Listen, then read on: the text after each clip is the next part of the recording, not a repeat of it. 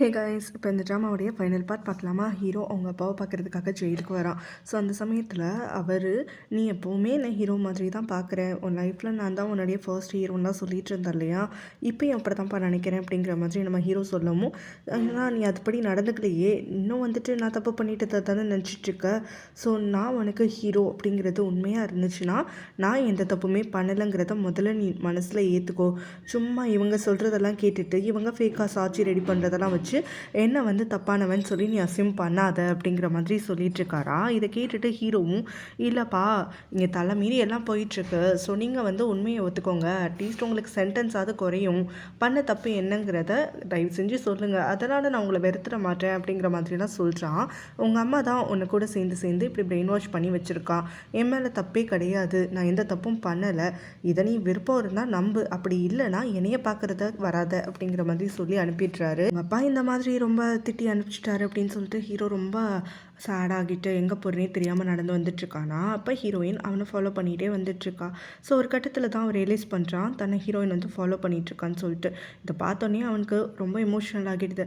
நீ எனக்காக காத்துட்ருக்கியா, எனக்காக இந்த நிலமையில கூட நீ என் கூட இருக்கியா அப்படின்னு சொல்லிட்டு அவளை ஓடி வந்து ஹக் பண்ணிக்கிறான். ஸோ அதுக்கப்புறம் ஹீரோயினும் அவனுக்கு கொஞ்சம் ஆறுதல் சொல்லி எல்லாம் சரியாகிடும், ஒன்றும் கவலைப்படாத, ஸோ உங்கள் அப்பா வந்து கூடிய சீக்கிரத்தில் ஒத்துப்பார் அப்படிங்கிற மாதிரியெல்லாம் சொல்லிகிட்ருக்காளாம். இந்த பக்கமாக ஜானுடைய அம்மா ஜாமின் இப்போ பாரு ட்ரிங்க் பண்ணிட்டு இல்லை தூங்கிட்டு இருக்கான்னு சொல்லிட்டு வந்து திட்டிகிட்டு இருக்காங்க. ஸோ பழக்கத்தெல்லாம் மாற்று, கொஞ்சமாவது பிரோஜனமாக இருந்துக்கோ, எனக்கு ஏகப்பட்ட தலைவலி இருக்குது, நீ வேற நடுவில் படுத்தி எடுக்காதுன்னு திட்டிகிட்டு இருக்காங்களா. ஸோ அப்போ அவள் கண் விழிச்சிட்டு அரகுர தூக்கத்தில் அவங்கக்கிட்ட புலம்புறா, ஹீரோயின் இன்னும் உங்களை வீட்டை விட்டு துரத்தலையான்னு சொல்லிட்டு. அவங்களே என்ன வளரிட்டு இருக்க அப்படின்னு சொல்லி கேட்குறாங்களா. அதுக்கு ஜானும், இல்லை ஹீரோயின் வந்துட்டு அவங்க அப்பா அம்மா கிட்ட மன்னிப்பு கேட்டால் தான் இந்த வீட்டில் இருக்கலான்னு சொன்னால், அதனால் நான் உங்ககிட்ட மன்னிப்பு கேட்டுட்டேன், ஆனால் நீங்கள் கேட்கல தானே, அப்போ கூடிய சீக்கிரத்தில் அவள் உங்களை வீட்டை விட்டு ஓட விட்டுற போகிறா அப்படின்னு சொல்லிட்டு உளுந்து சிரிச்சிட்ருக்காளா. இவங்க அவளை போட்டு திட்டிகிட்ருக்காங்க. ஸோ அங்கேருந்து கிளம்புறதுக்கு முன்னாடி தான் தரையில் ஒரு டாக்குமெண்ட் கிடைக்குதுன்னு பார்க்குறாங்களா. இப்போ தனாவுடைய டாக்குமெண்ட்ஸ் எடுத்துகிட்டு வந்துட்டால, தனா கிட்ட கொடுக்குறேன்னு சொல்லிட்டு ட்ரிங்க் பண்ணியிருந்தப்போ, ஸோ அதுதான் சொல்லி இவங்க ஓப்பன் பண்ணி பார்க்குறாங்க. அதில் பார்த்தா இப்போ பேங் இருக்கார்ல நம்ம ஹீரோயினுடைய அசிஸ்டண்ட், அவள் தனா கிட்ட ஒரு மொபைல் கொண்டு போய் கொடுத்தால, ஹீரோடைய அப்பா இல்லீகலாக பண்ணக்கூடிய கால்ஸ் அண்ட் மெசேஜஸ் எல்லாம் அதில் இருக்குதுன்னு சொல்லிட்டு. ஸோ அந்த விஷயங்களுக்கான மெசேஜஸ் அப்புறம் காண்டாக்ட் டீட்டெயில்ஸ் எல்லாம் இப்போ தனா வந்து பிரிண்ட் போட்டு வச்சுருக்கான், அது தான் இவங்க கையில் கிடச்சிருக்கு. ஸோ இப்போ இதை அவங்க பார்த்துட்டு, இங்கே நீ குடிச்சிருந்தாலும் ஒரு வழியாக எனக்குன்னு முறையாக ஒரு நல்ல வேலை பண்ணியிருக்க அப்படிங்கிற மாதிரி இதில் இருக்கக்கூடிய ஜானை பாராட்டிட்டு அவங்கங்கிறது கிளம்பிடுறாங்க. இந்த பக்கம் தனாவும் அந்த ஃபைலை தான் காணும்னு சொல்லிட்டு வீட்டில் தேடிட்டு இருக்கான்.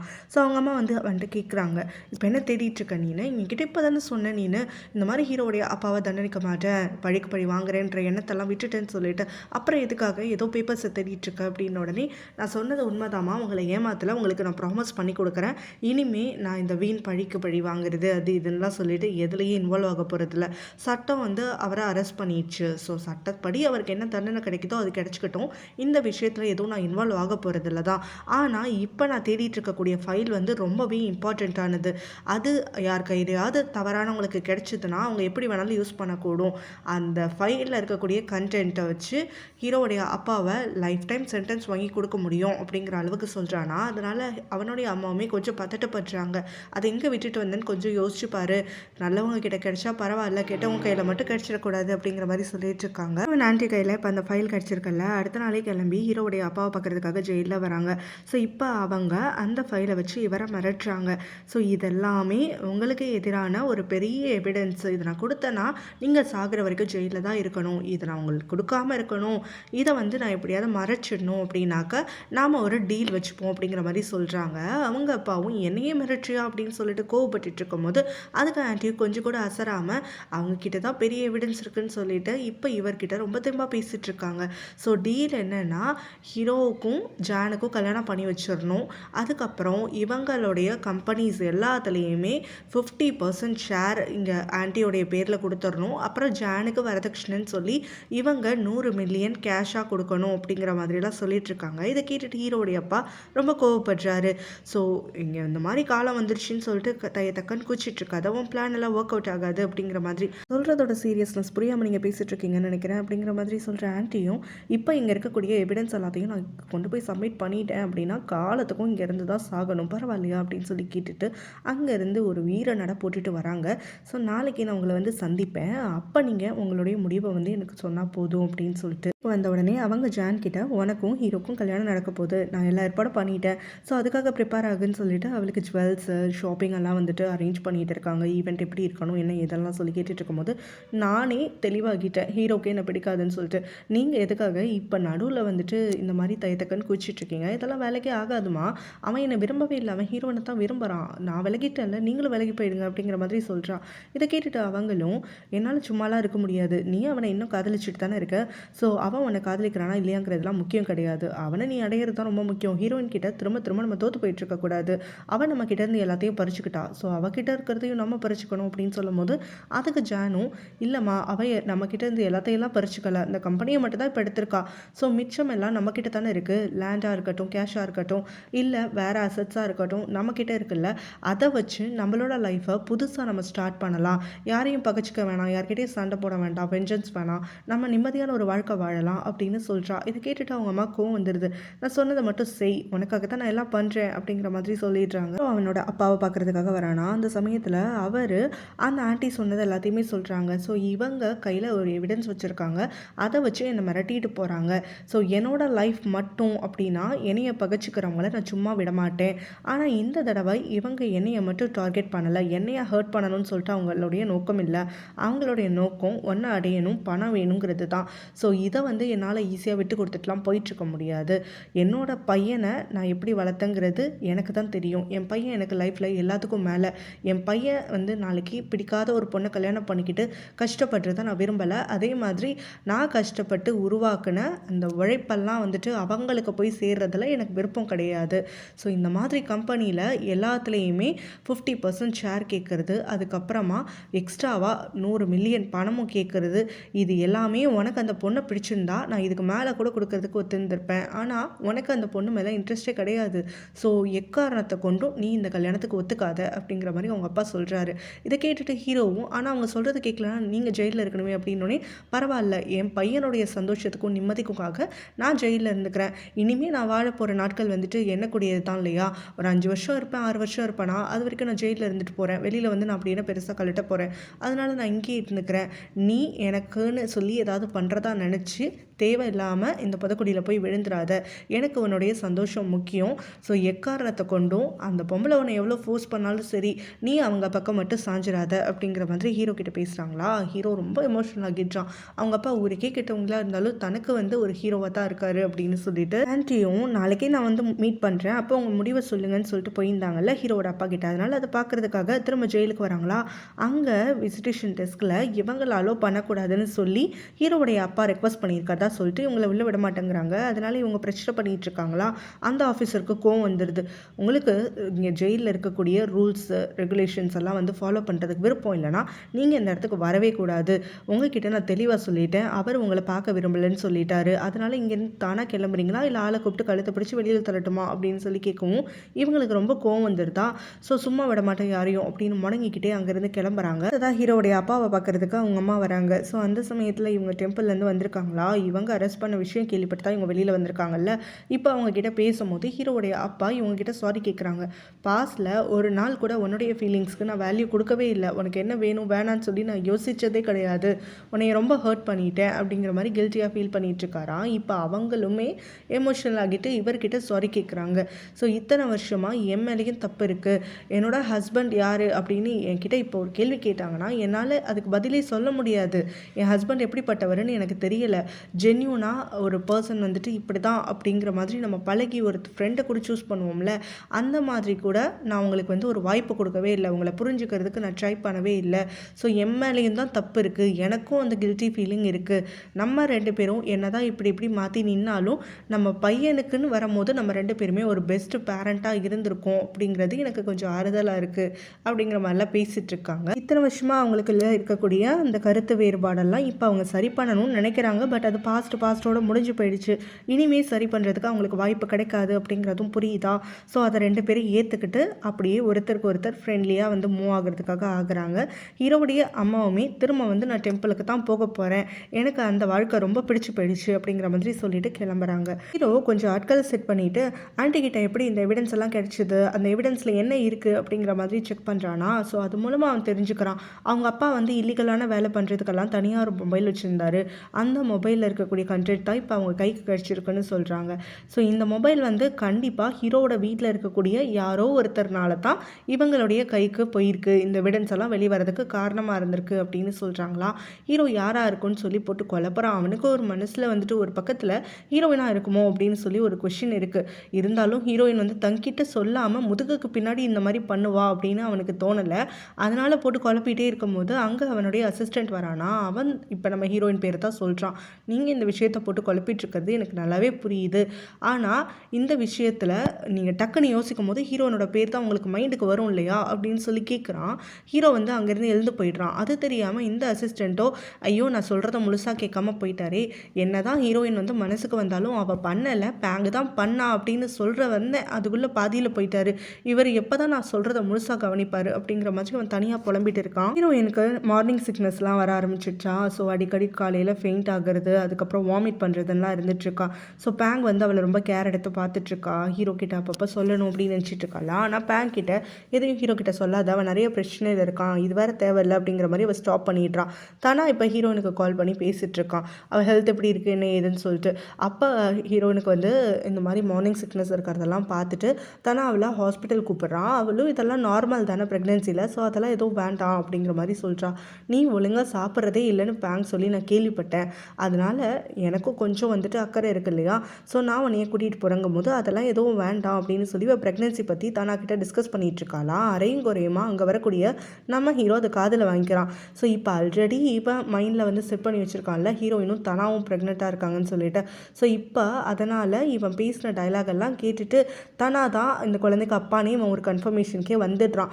ஸோ இப்போ தனா பார்த்தோன்னா ஹீரோயின் கிட்ட பேசிக்கிட்டே அவளுடைய வீட்டுக்கே வந்துடுறான். நான் உங்கள் வீட்டில் தான் இருக்கேன் அப்படின்னு சொல்லி பேசிகிட்டு இருந்தோன்னே ஹீரோயின் கொஞ்சம் கோவப்படுறா. அதுக்கப்புறம் இறங்கி தனாவை பக்கத்துக்குன்னு வந்துடுறா. தனாவும் நான் இந்த வழியாக பாஸ் பண்ணேன், அப்படியே உங்ககிட்ட ஃபோன் பேசுவோம் தான் ஹாஸ்பிட்டல் கூட்டிகிட்டு போகலான்னு வந்தேன்ன உடனே எப்படியோ என்னை வர வச்சுட்டல்ல கூட்டிகிட்டு போ அப்படிங்கிற மாதிரி சொல்கிறா. ஹாஸ்பிட்டலுக்கு வந்து செக்அப் பண்ணுறாங்க. பார்த்தா ஹீரோயின் வந்து ரொம்ப ஸ்ட்ரெஸ்டாக இருக்காலும் அடிக்கடி அவள் வந்து ஃபுட்டை இன்டேக்கை வந்து மிஸ் பண்ணிடுறா, லஞ்சோ இல்லை வந்து டின்னரோ கட் பண்ணிடுறா, அது ரெண்டையுமே அவாய்ட் பண்ணணும் அப்படிங்கிற மாதிரி சொல்லியிருக்காங்க. ஸோ இதை வந்து தனா கிட்ட சொல்கிறாளா. தனா கோவப்பட்டு திட்டுறான், நீ எதுக்காக தேவையில்லாமல் எல்லா வேலையும் இழுத்து போட்டு பண்ணிகிட்ருக்க, நீ இப்போ கன்சீவாக இருக்கிறது உனக்கு நீ தானே பார்த்துக்கணும், உன்னைய பார்த்துக்கிறதுக்கு தான் ஆள் இல்லைல்ல அப்படின்னு சொல்லி சத்தம் போடுறான். அட்லீஸ்ட் இப்போயாவது ஹீரோ கிட்ட சொல்லுன்னு சொல்லிட்டு. ஸோ இவங்க இப்படி வந்து பேசிகிட்டு இருக்காங்களா. அப்போ ஹீரோயினும் போதும் இந்த அட்வைஸ் நான் ரெஸ்ட் ரூம் யூஸ் பண்ண போகிறேன்ட்டு எழுந்து போகிறா. அப்போது அவள் போயிருக்க சமயத்தில் அங்கே ஒரு நர்ஸ் வராங்க. ஹீரோயினோட பேரை சொல்லி கூப்பிடுறாங்க. ஹீரோயின் ரெஸ்ட் ரூம் போயிருக்கான்னு சொல்லிட்டு தனா சொல்கிறானா. உடனே அவங்களும் இங்கே அவங்களுடைய மெடிக்கல் ரிப்போர்ட்டெல்லாம் குழந்தையோட அப்பா கிட்டே இப்போ நான் கொடுத்துட்றேன்னு சொல்லி தனா கிட்டே கொடுக்குறாங்க. பக்கத்தில் ஹீரோ வந்து உட்காந்து இவங்களை ஃபாலோ பண்ணிட்டு வந்திருக்காங்க. நர்ஸ் தனாவை குழந்தையோட அப்பா அப்படின்னு சொல்கிறத காதில் வாங்கிட்டு இவன் இதை கன்ஃபார்மே பண்ணிடுறான். ஹாஸ்பிட்டல் வரைக்கும் வந்தாச்சு, தனா தான் குழந்தைக்கு அப்பா அப்படின்னு சொல்லிட்டு ரொம்ப எமோஷனல் ஆகிட்டு அழுதுகிட்டே இங்கேருந்து கிளம்புறானா. அப்போ அந்த எக்ஸ் கேர்ள் ஃப்ரெண்ட் இருக்கால டாக்டர், அவகிட்ட பார்த்துடுறான். ஸோ அவகிட்ட மாட்டின உடனே அவன் இருக்கக்கூடிய எமோஷனல் ஸ்டேட் அவள் பார்த்துட்டு புரிஞ்சுக்கிறான். இந்த மாதிரி இவனுக்கும் இப்போ விஷயம் தெரிஞ்சிடுச்சு, ஹீரோயினும் தனாவும் சேர்ந்து குழந்தை பெற்றுக்க போகிறாங்க அப்படின்னு சொல்லிட்டு. ஸோ ஆல்ரெடி அவள் ஒரு மிஸ் அண்டர்ஸ்டாண்டிங்கில் இருக்கா, இவனும் அதே மிஸ் அண்டர்ஸ்டாண்டிங்க்கு வந்தோடனே இவங்க 2 பேரும் சேர்ந்து அங்கே வழியில் போகும்போது 2 பேரும் மாற்றி மாற்றி ஒருத்தருக்கு ஒருத்தர் ஆறுதல் சொல்லிக்கிறேங்கிற பேரில் இவங்களுடைய மிஸ் அண்டர்ஸ்டாண்டிங்கை இன்னும் அதிகமாக்கிட்டு இருக்காங்க. ஸோ இப்போ அந்த பொண்ணு வந்து தனாவை தான் விரும்புறதாகவும் தனக்கு தன் மேலே ஃபீலிங்ஸே கிடையாது அப்படிங்கிற மாதிரியெல்லாம் வந்து இன்டெரக்டாக சொல்லிட்டு இருக்கா. அதே சமயத்தில் ஹீரோவும் ஹீரோயின் மேலே எனக்கு எந்த ஒரு கோவமும் கிடையாது, எங்களோட மேரேஜே ஒரு அக்ரிமெண்ட்டில் தான் ஆரம்பிச்சது, அதனால் யாரோட இருக்கணுங்கிறத அவள் தான் முடிவு பண்ணணும், யாரும் அவளை ஃபோர்ஸ் பண்ண முடியாதுங்கிற மாதிரியெல்லாம் சொல்லிட்டு இருக்கானா. ஸோ இவங்களுடைய அந்த டாபிக் வந்து பயங்கர மிஸ்லீடிங்லாம் போயிட்டுருக்கு. ஸோ இப்போ அந்த டாக்டரும் அழுதுகிட்டே தனாவை பற்றி புலம்பிகிட்டு இருக்காளாம். ஆனால் எனக்கு ஏன் என்ன ஒரு விஷயம் புரியலன்னா, இது உங்களுடைய ஃபேக் மேரேஜாக இருக்கலாம், பட் இவங்க 2 பேரும் ரிலேஷன்ஷிப்பில் இருக்கணும்னா அதை வெளிப்படையாக சொல்லிட்டு பண்ண வேண்டியதானே, எதுக்காக சுற்றி இருக்க எல்லாரையும் ஹர்ட் பண்ணணும் அப்படிங்கிற மாதிரியெல்லாம் கொஷின் கேட்டுட்ருக்கா. ஸோ இப்போ ஹீரோவை ட்ராப் பண்ணுறதுக்காக தான் அவள் ட்ரைவ் பண்ணி வந்துட்டுருக்காளாம். அந்த சமயத்தில் தான் தனாவும் ஹீரோயினை ட்ராப் பண்ணலான்னு சொல்லிட்டு அங்கே வீட்டு வாசலில் வந்து வண்டியை வச்சு பேசிகிட்டு இருக்கான். ஹீரோயின் கிட்ட ப்ராமிஸ் எல்லாம் வாங்கிட்டு இருக்கான். இனிமேல் ஒழுங்காக சாப்பிடணும், வேலையை வந்து அப்புறம் பார்க்கலாம், டயத்துக்கு வந்துட்டு குழந்தைய நல்லா பார்த்துக்கோ, மெடிசன் சாப்பிட்டுக்கோ அப்படிங்கிற மாதிரியெல்லாம் அவளுக்கு அட்வைஸ் பண்ணிட்டு இருக்கானா. அப்போ இவங்க வரக்கூடிய அந்த கார் வந்து இவங்களை கிராஸ் பண்ணி போகிறத அவங்க 2 பேரும் பார்க்குறாங்க. காரில் இவ அழுதுட்ருக்காளேன்னு சொல்லிட்டு ஹீரோவும் அவளை கட்டி பிடிச்சி அவளுக்கு ஆறுதல் சொல்லிட்டு இருக்கானா. இதை பின்னாடி இருந்து பார்க்கக்கூடிய தனாவும் நம்ம ஹீரோனும் சேர்ந்து அவங்க தப்பாக புரிஞ்சுக்கிறாங்க. இவங்க 2 பேரும் ரிலேஷன்ஷிப் ஸ்டார்ட் பண்ணியிருக்காங்க அப்படிங்கிற மாதிரி. கூட ஜான கல்யாணம் நடக்காது, அடுத்து என்ன பண்ணலாம்னு சொல்லிட்டு ஆண்டி யோசிச்சுட்டு இருக்காங்களா. அப்போ பிரேம் அவங்கள பார்க்கறதுக்குன்னு வீட்டுக்கு வந்துடுறான். அவனுக்கு இப்போ ஃபேஸில் வந்து ஒரு ஸ்கார் வந்துருச்சு, ஹீரோவோட சண்டை போட்டப்போ அந்த கத்தி குத்துனதுனால. அதனால் அவங்க அவனை அருவருப்பாக பார்த்துட்ருக்காங்களா.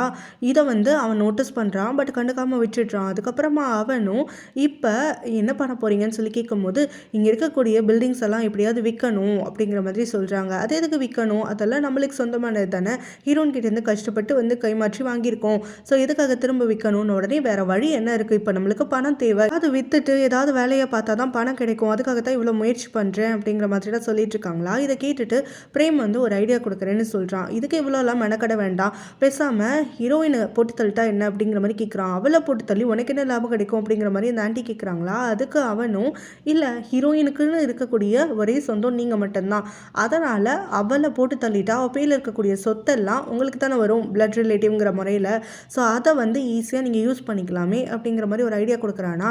ஸோ இவங்க அதை வந்து யோசிக்கிறதுக்காக ஆரம்பிக்கிறாங்க. அந்த சமயத்தில் இவன் அவங்கக்கிட்ட கொஞ்சம் வந்து க்ளோஸராக வந்து அவங்களை கிஸ் பண்ணுறது, ஹக் பண்ணுறதுன்ற மாதிரிலாம் இருந்துட்டு இருக்கும் போது இவங்க அவனை அருவருப்பாக பார்க்குறாங்க, அவன் ஃபேஸில் இருக்கக்கூடிய அந்த ஸ்கார்னால. அதனால ஹீரோயின் அவங்கள பார்க்குறதுக்காக வராளா. அந்த சமயத்தில் அவங்க ரொம்ப கோவமாக ஹீரோயினை கத்துறாங்க.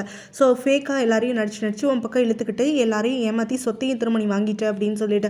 அப்போ ஹீரோயின் சொல்கிறா, அதெல்லாம் எதுவுமே கிடையாது, இந்த கம்பெனியில் முன்னாடி அப்பா அம்மா இருந்தப்போ நீங்களும் ஜானும் எந்த பொசிஷனில் ஒர்க் பண்ணீங்களோ அதே பொசிஷனில் இப்போயும் நீங்கள் ஒர்க் பண்ணலாம், சொல்லப்போனால் போர்ட் மெம்பர்ஸை கேள்வி கேட்குற தகுதி கூட உங்களுக்கு இருக்குது, அந்த மாதிரி ஒரு எக்ஸிக்யூட்டிவ் பொசிஷனில் தான் உங்களை வச்சுருக்கேன், ஸோ உங்களுக்கும் ஜானுக்கும் மாதம் மாதம் சம்பளம் கரெக்டாக வந்துடும் அப்படிங்கிற மாதிரிலாம் சொல்கிறாளா. இதை கேட்டு அவங்களுக்கும் வந்துடுது, என்ன எல்லாத்தையும் குத்தி காத்திட்டு இருக்கியா, நீ தான் எங்களுக்கு மேலேங்கிற மாதிரி திமிரா பேசிட்டு இருக்கியா அப்படின்னு சொல்லிட்டு நம்ம ஹீரோனை பிடிச்சி தள்ளுறாங்களா. அவளுடைய வயிறு அங்கே இருக்கக்கூடிய டேபிளில் இடிச்சிடுது.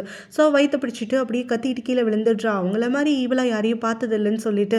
ஸோ இனிமே தான் நான் எவ்வளோ ஈவல்னு நீ பார்க்க போகிற அப்படின்னு இவங்க கத்திட்டு இருக்காங்களா. ஹீரோயின் அங்கே கத்தி விழுந்த சமயத்தில் மீனா அங்கே வந்துடுறா நம்ம ஹீரோயினுக்கு ஹெல்ப் பண்ணுறதுக்குன்னு சொல்லிட்டு.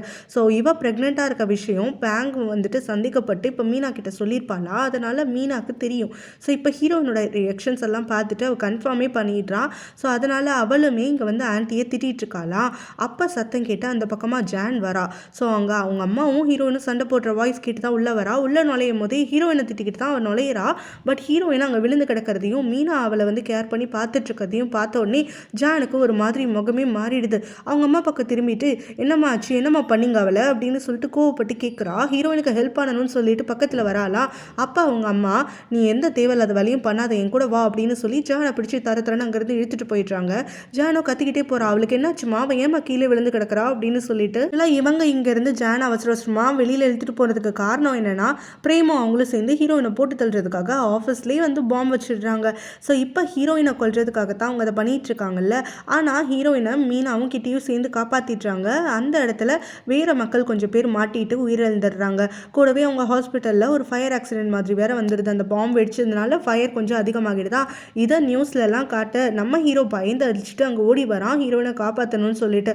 கரெக்டாக அவன் வந்து ஹீரோயினை அப்ரோச் பண்ணுறதுக்காக காரில் இறங்குற போது தான் அங்கே தனா வரானா. அவன் ஹீரோயினை பார்த்துட்டு, உனக்கு ஒன்றும் அடிப்படல, ஹர்ட் ஆகலை, டாக்டர்கிட்ட போகணுமா, ஹாஸ்பிட்டல் போயிட்டு வந்துடலாமா, பேசாமல் ஒரு செக்அப் பண்ணிக்கலாம் அப்படின்னு சொல்லிட்டு ஹீரோனோட பேபிக்காக அவன் ரொம்ப பதட்டப்படுறானா.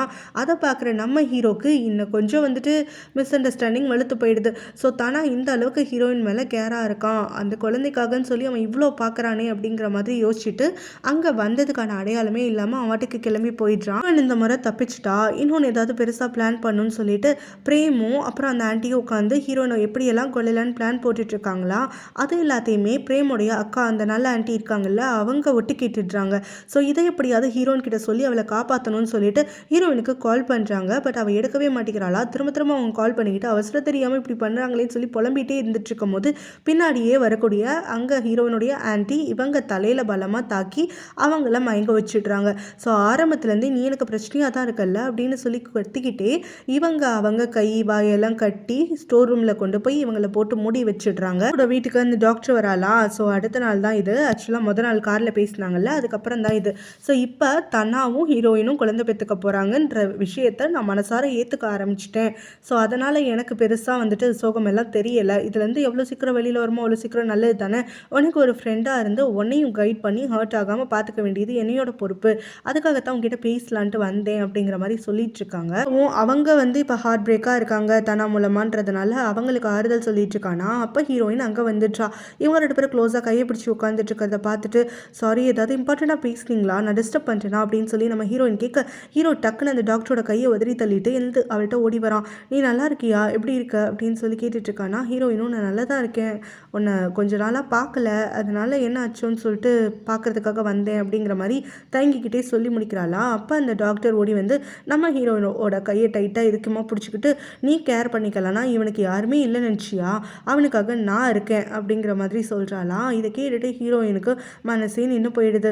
இதெல்லாத்தையும் ஹீரோ நோட் பண்ணிகிட்டு இருக்கான். அப்போ அந்த டாக்டரும் ரொம்ப கேர் இருக்க மாதிரியெல்லாம் நடிச்சிட்டு இருக்காத, சும்மா மூஞ்சி அப்படி பாவமாக வச்சுக்காத, இங்கே ஹீரோக்கு எந்த ஒரு பிரச்சனைனாலும் ஒன்றால் தான் வந்துட்டுருக்கு அப்படிங்கிற மாதிரி சொல்லிட்டு அவனுக்காக நான் இருக்கேன், நீ பெருசாக வந்து அலட்டிக்க வேண்டாம் அப்படிங்கிற மாதிரி சொன்னோன்னே ஹீரோயினும் சாரி நான் தேவையில்லாத டயத்தில் வந்துட்டேன், நான் கிளம்புறேன், நீங்கள் 2 பேரும் பார்த்துக்கோங்க அப்படின்னு சொல்லிட்டு கிளம்பி போயிட்டாலாம்.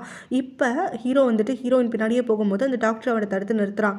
நீ அவள் எவ்வளோ நம்மளை கஷ்டப்படுத்திட்டாங்கிறத மறந்துட்டியா, கொஞ்சமாவது நினச்சிப்பாரு, உன்னை கல்யாணம் பண்ணியிருக்கும் போதே உன்னோட ஃபீலிங்ஸ் அவள் புரிஞ்சுக்காம தனாவை ரிலேஷன்ஷிப்பில் இருந்து தனாக்கு குழந்தை பெற்றுக்கிறதுக்காக இருந்துட்டுருக்கா. ஸோ தனாவால் ப்ரெக்னென்ட் ஆனவளுக்கு நீ சப்போர்ட் பண்ணிக்கிட்டு போக போறியா, நீ ஹர்ட் ஆகலையா அப்படின்னு சொல்லிட்டு கேட்குறா.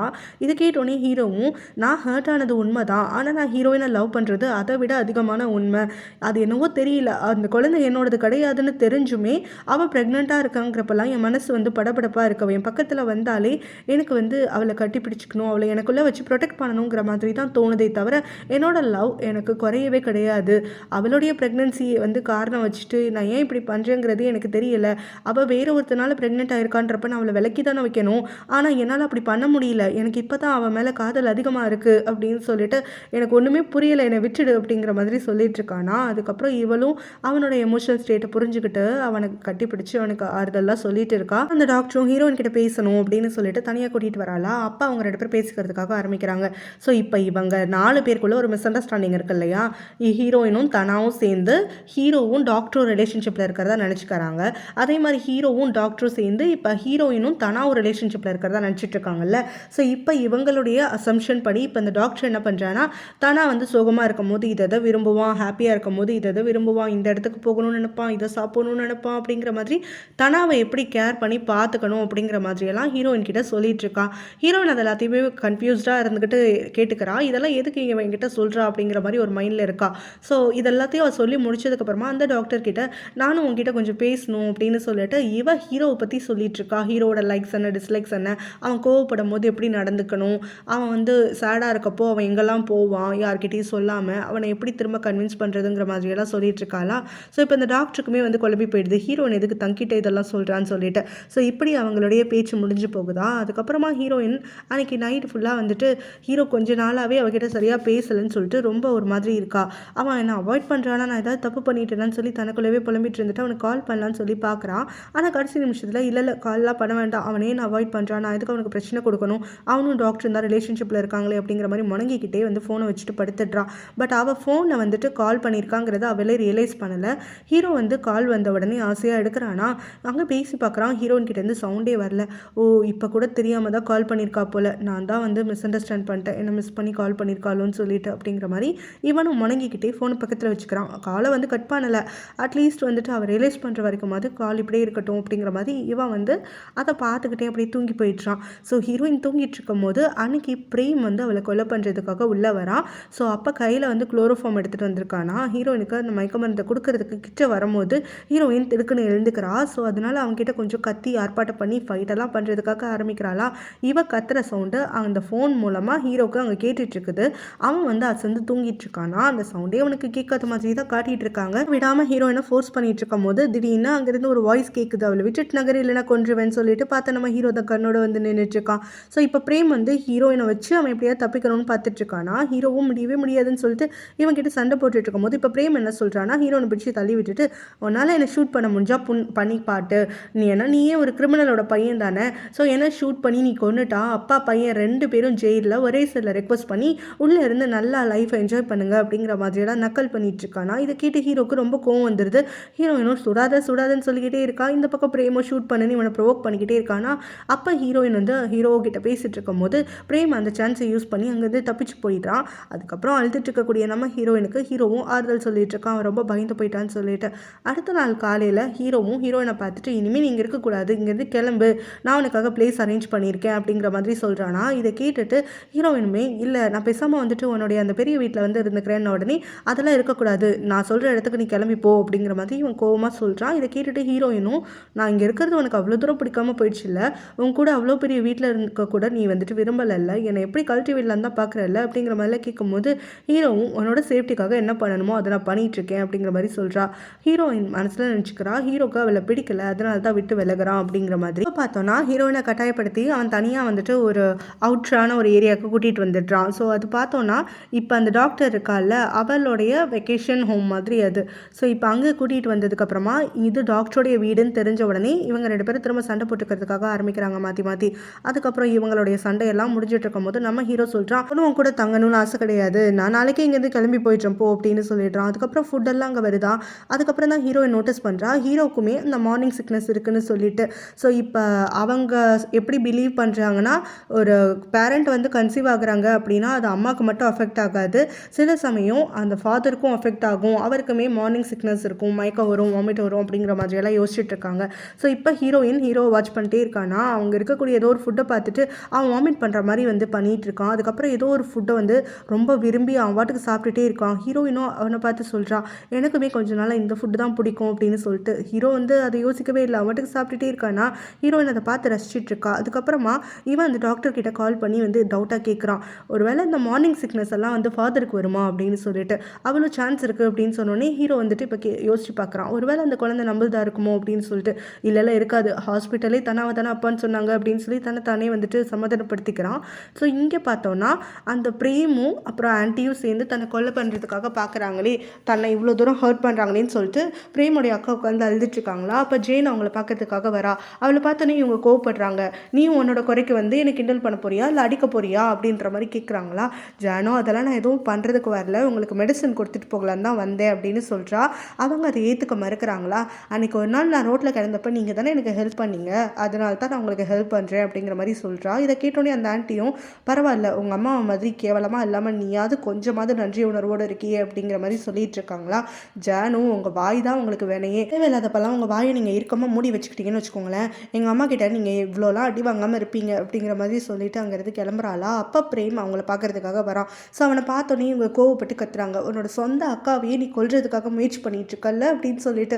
அதுக்கு பிரேமும் நீ தான் தேவையில்லாமல் நடுவில் வந்துட்டுருக்கன்னு உடனே நீ ஏன்டா இப்பெல்லாம் பாவப்படிட்டு இருக்க, ஹீரோயினை எத்தனை முறைடா கொலை பண்ணுறதுக்காக ட்ரை பண்ணிட்டு இருக்க, பாவுண்டாவ அந்த பாவெல்லாம் உன்னை சும்மா விடாதுரா அப்படின்னு சொல்லிட்டு கத்துறாங்களா. அதுக்கு பிரேமும் நான் எத்தனை முறை அவளை கொலை பண்ணுறதுக்கு ட்ரை பண்ணா என்ன, செத்தா தொலைக்கிறா, எப்படினாலும் தப்பிச்சிடுறாள் அப்படிங்கிற மாதிரி பேசிட்டு இருக்கு. கேட்டுட்டு இவங்களுக்கு கோவம் வந்துடுது, நீ எல்லாம் திருந்தவே மாட்ட, நீயும் சரி உன்னோட மிஸ்டர்ஸும் சரி 2 பேரும் சேர்ந்து போலீஸ்கிட்ட என்னைக்கு மாற்றுறீங்களோ அதுக்கப்புறம் ஜெயிலேருந்து வெளிலே வரமாட்டீங்க பாரு, நீங்கள் பண்ணுற வேலைக்கெல்லாம் இன்னையோட நான் சொல்கிறேன் பாரு, உனக்கும் எனக்கும் எந்த சம்மந்தமும் கிடையாது, இனிமேல் அக்கா அது இதுன்னு கூப்பிட்டுட்டு என் பின்னாடி வர வேலை வச்சுக்காத, இனிமேல் நீ யாரோ நான் யாரோ தான் அப்படிங்கிற மாதிரியெல்லாம் திட்டிகிட்டு இருக்காங்களா. இவங்க பேசுகிறது எல்லாத்தையுமே கேட்கக்கூடிய ஜானோட அம்மா அங்கே கோவமாக வராங்க.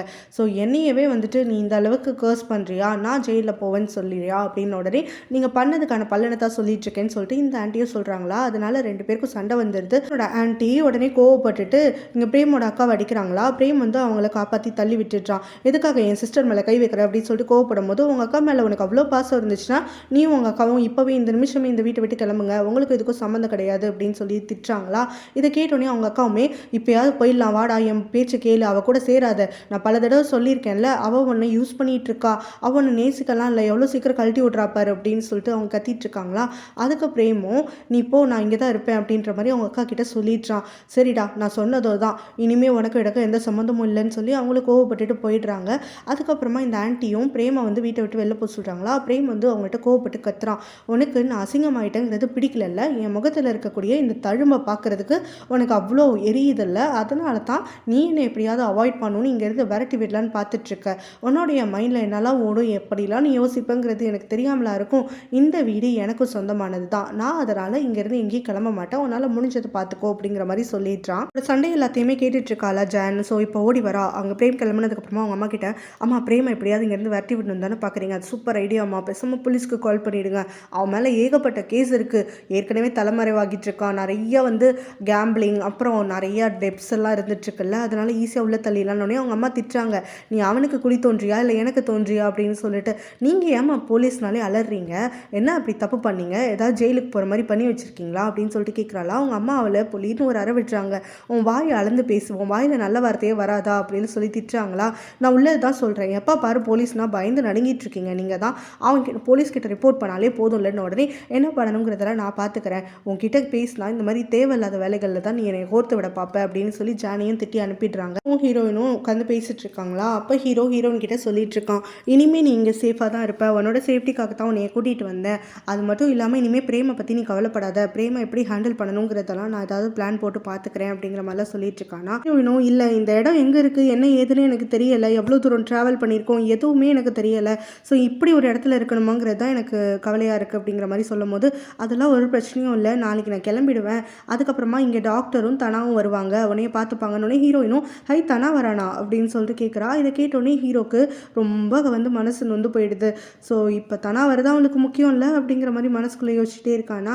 ஹீரோயினும் இது டாக்டர் வராங்க, தனா வந்தானா அப்போ எனக்கு எல்லாம் செட் ஆகிடும் தான், சரி எனக்கு பேசி துணைக்கு ஒரு ஆள் இருக்குது அப்படிங்கிற மாதிரிலாம் யோசிச்சுட்டே அதுக்கப்புறமா கேட்குறா நம்ம ஹீரோ கிட்ட, இந்த மாதிரி எதுக்காக நீ தனாவை பற்றி பேசினாலே கொஞ்ச நாளாக வந்து வியர்டாக நடந்துக்கிற, என்னதான் பிரச்சனை எனக்கு புரியல, நீ ஏதோ வந்து பொடி வச்சு பேசுகிறேன்னு தெரியுது, ஆனால் நீ எந்த மீனிங்கில் என்ன மீன் பண்ணுறது எனக்கு ஒன்றுமே புரியல, ரொம்ப கன்ஃபியூஸ்டாக இருக்குது அப்படிங்கிற மாதிரியெல்லாம் சொல்லிட்டு இருக்கா. எனக்கு தூக்கம் வந்துடுச்சு, நான் போய் தூங்க போகிறேன்னு சொல்லிட்டு அங்கேருந்து அவளுக்கு பதில் சொல்லாமல் கிளம்புறானா. அப்போ ஹீரோயினும் எனக்கு தெரியும் நம்ம 2 பேரும் எப்படி பிரிய தான் போகிறோன்னு சொல்லிட்டு, நீயும் ரெடியாக இருக்குன்னு எனக்கு தெரியும், ஆனாலும் எனக்கு இன்னும் கொஞ்சம் டைம் தெரியா, எனக்கு உன் கூட இன்னும் கொஞ்ச நாள் இருக்கணும், என்னை அப்படியே அப்ரப்டாக கட் பண்ணி விட்டுறாத அப்படின்னு சொல்லி கேட்குறாளா.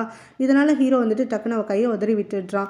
எல்லாமே எப்போ நடக்கணுமோ எல்லாம் கரெக்டாக தான் நடந்துட்டுருக்கு அப்படின்னு அவன் ஆரம்பிக்க, புரியுது உனக்கே என்னையை விட்டு பிரிஞ்சு போகணும், அது எவ்வளோ சீக்கிரம் முடியுதோ அவ்வளோ சீக்கிரம் உனக்கு ரிலேஷன்ஷிப்க்கு நல்லதுன்னு நினைக்கிறேன் அப்படி தானே அப்படின்னு சொல்லிட்டு ஹீரோயின் அங்கேருந்து போயிடுறாளா. இவனுக்கு இப்போ புரியல, இவன் முடிச்சிட்ருக்கான்.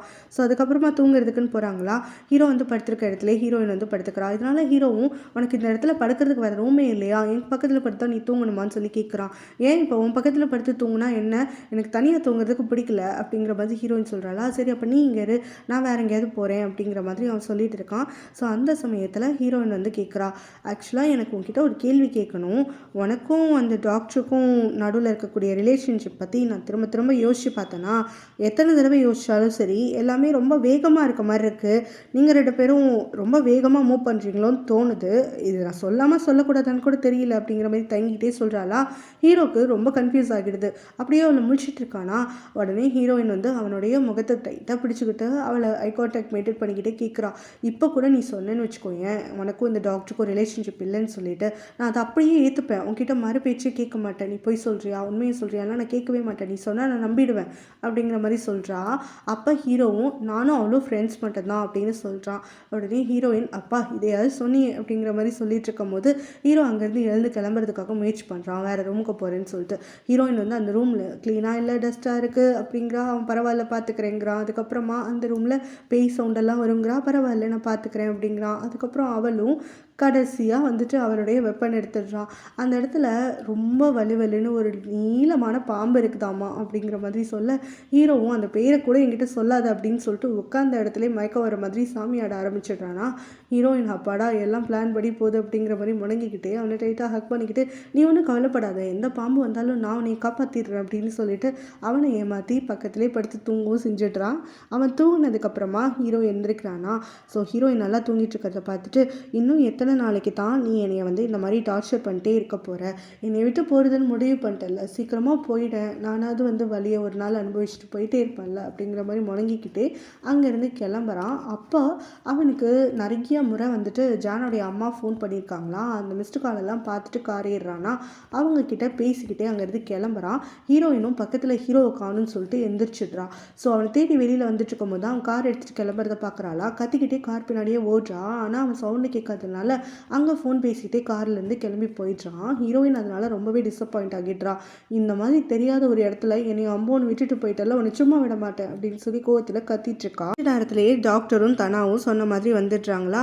ஸோ இப்போ ஹீரோயின் அங்கே நின்றுட்டுருக்கிறத பார்க்குறாங்க.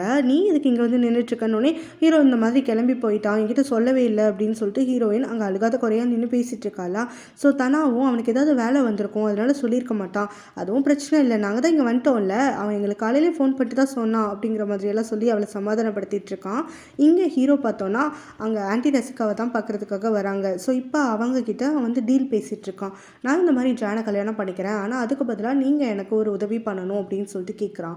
அவங்க என்ன பண்ணணும் அப்படின்னு சொல்லி கேட்டோடனே ஹீரோயினுக்கு பிரேம்னால எந்த ஒரு ஆபத்தும் வரக்கூடாது, அவன் ஹீரோயின் பக்கத்தில் கூட நெருங்கக்கூடாது, அப்படி இருந்தால் இந்த கல்யாணம் நடக்கும், நான் ஜானை நல்லா பார்த்துப்பேன் அப்படிங்கிற மாதிரி சொல்கிறான். அவங்களும் அவ்வளோதானே, பிரேமை ஹேண்டில் பண்ண வேண்டியது என்னுடைய பொறுப்பு, நீ எதுவும் வந்து கேர் பண்ணிக்காத அப்படிங்கிற மாதிரி சொல்லிடுறாங்க.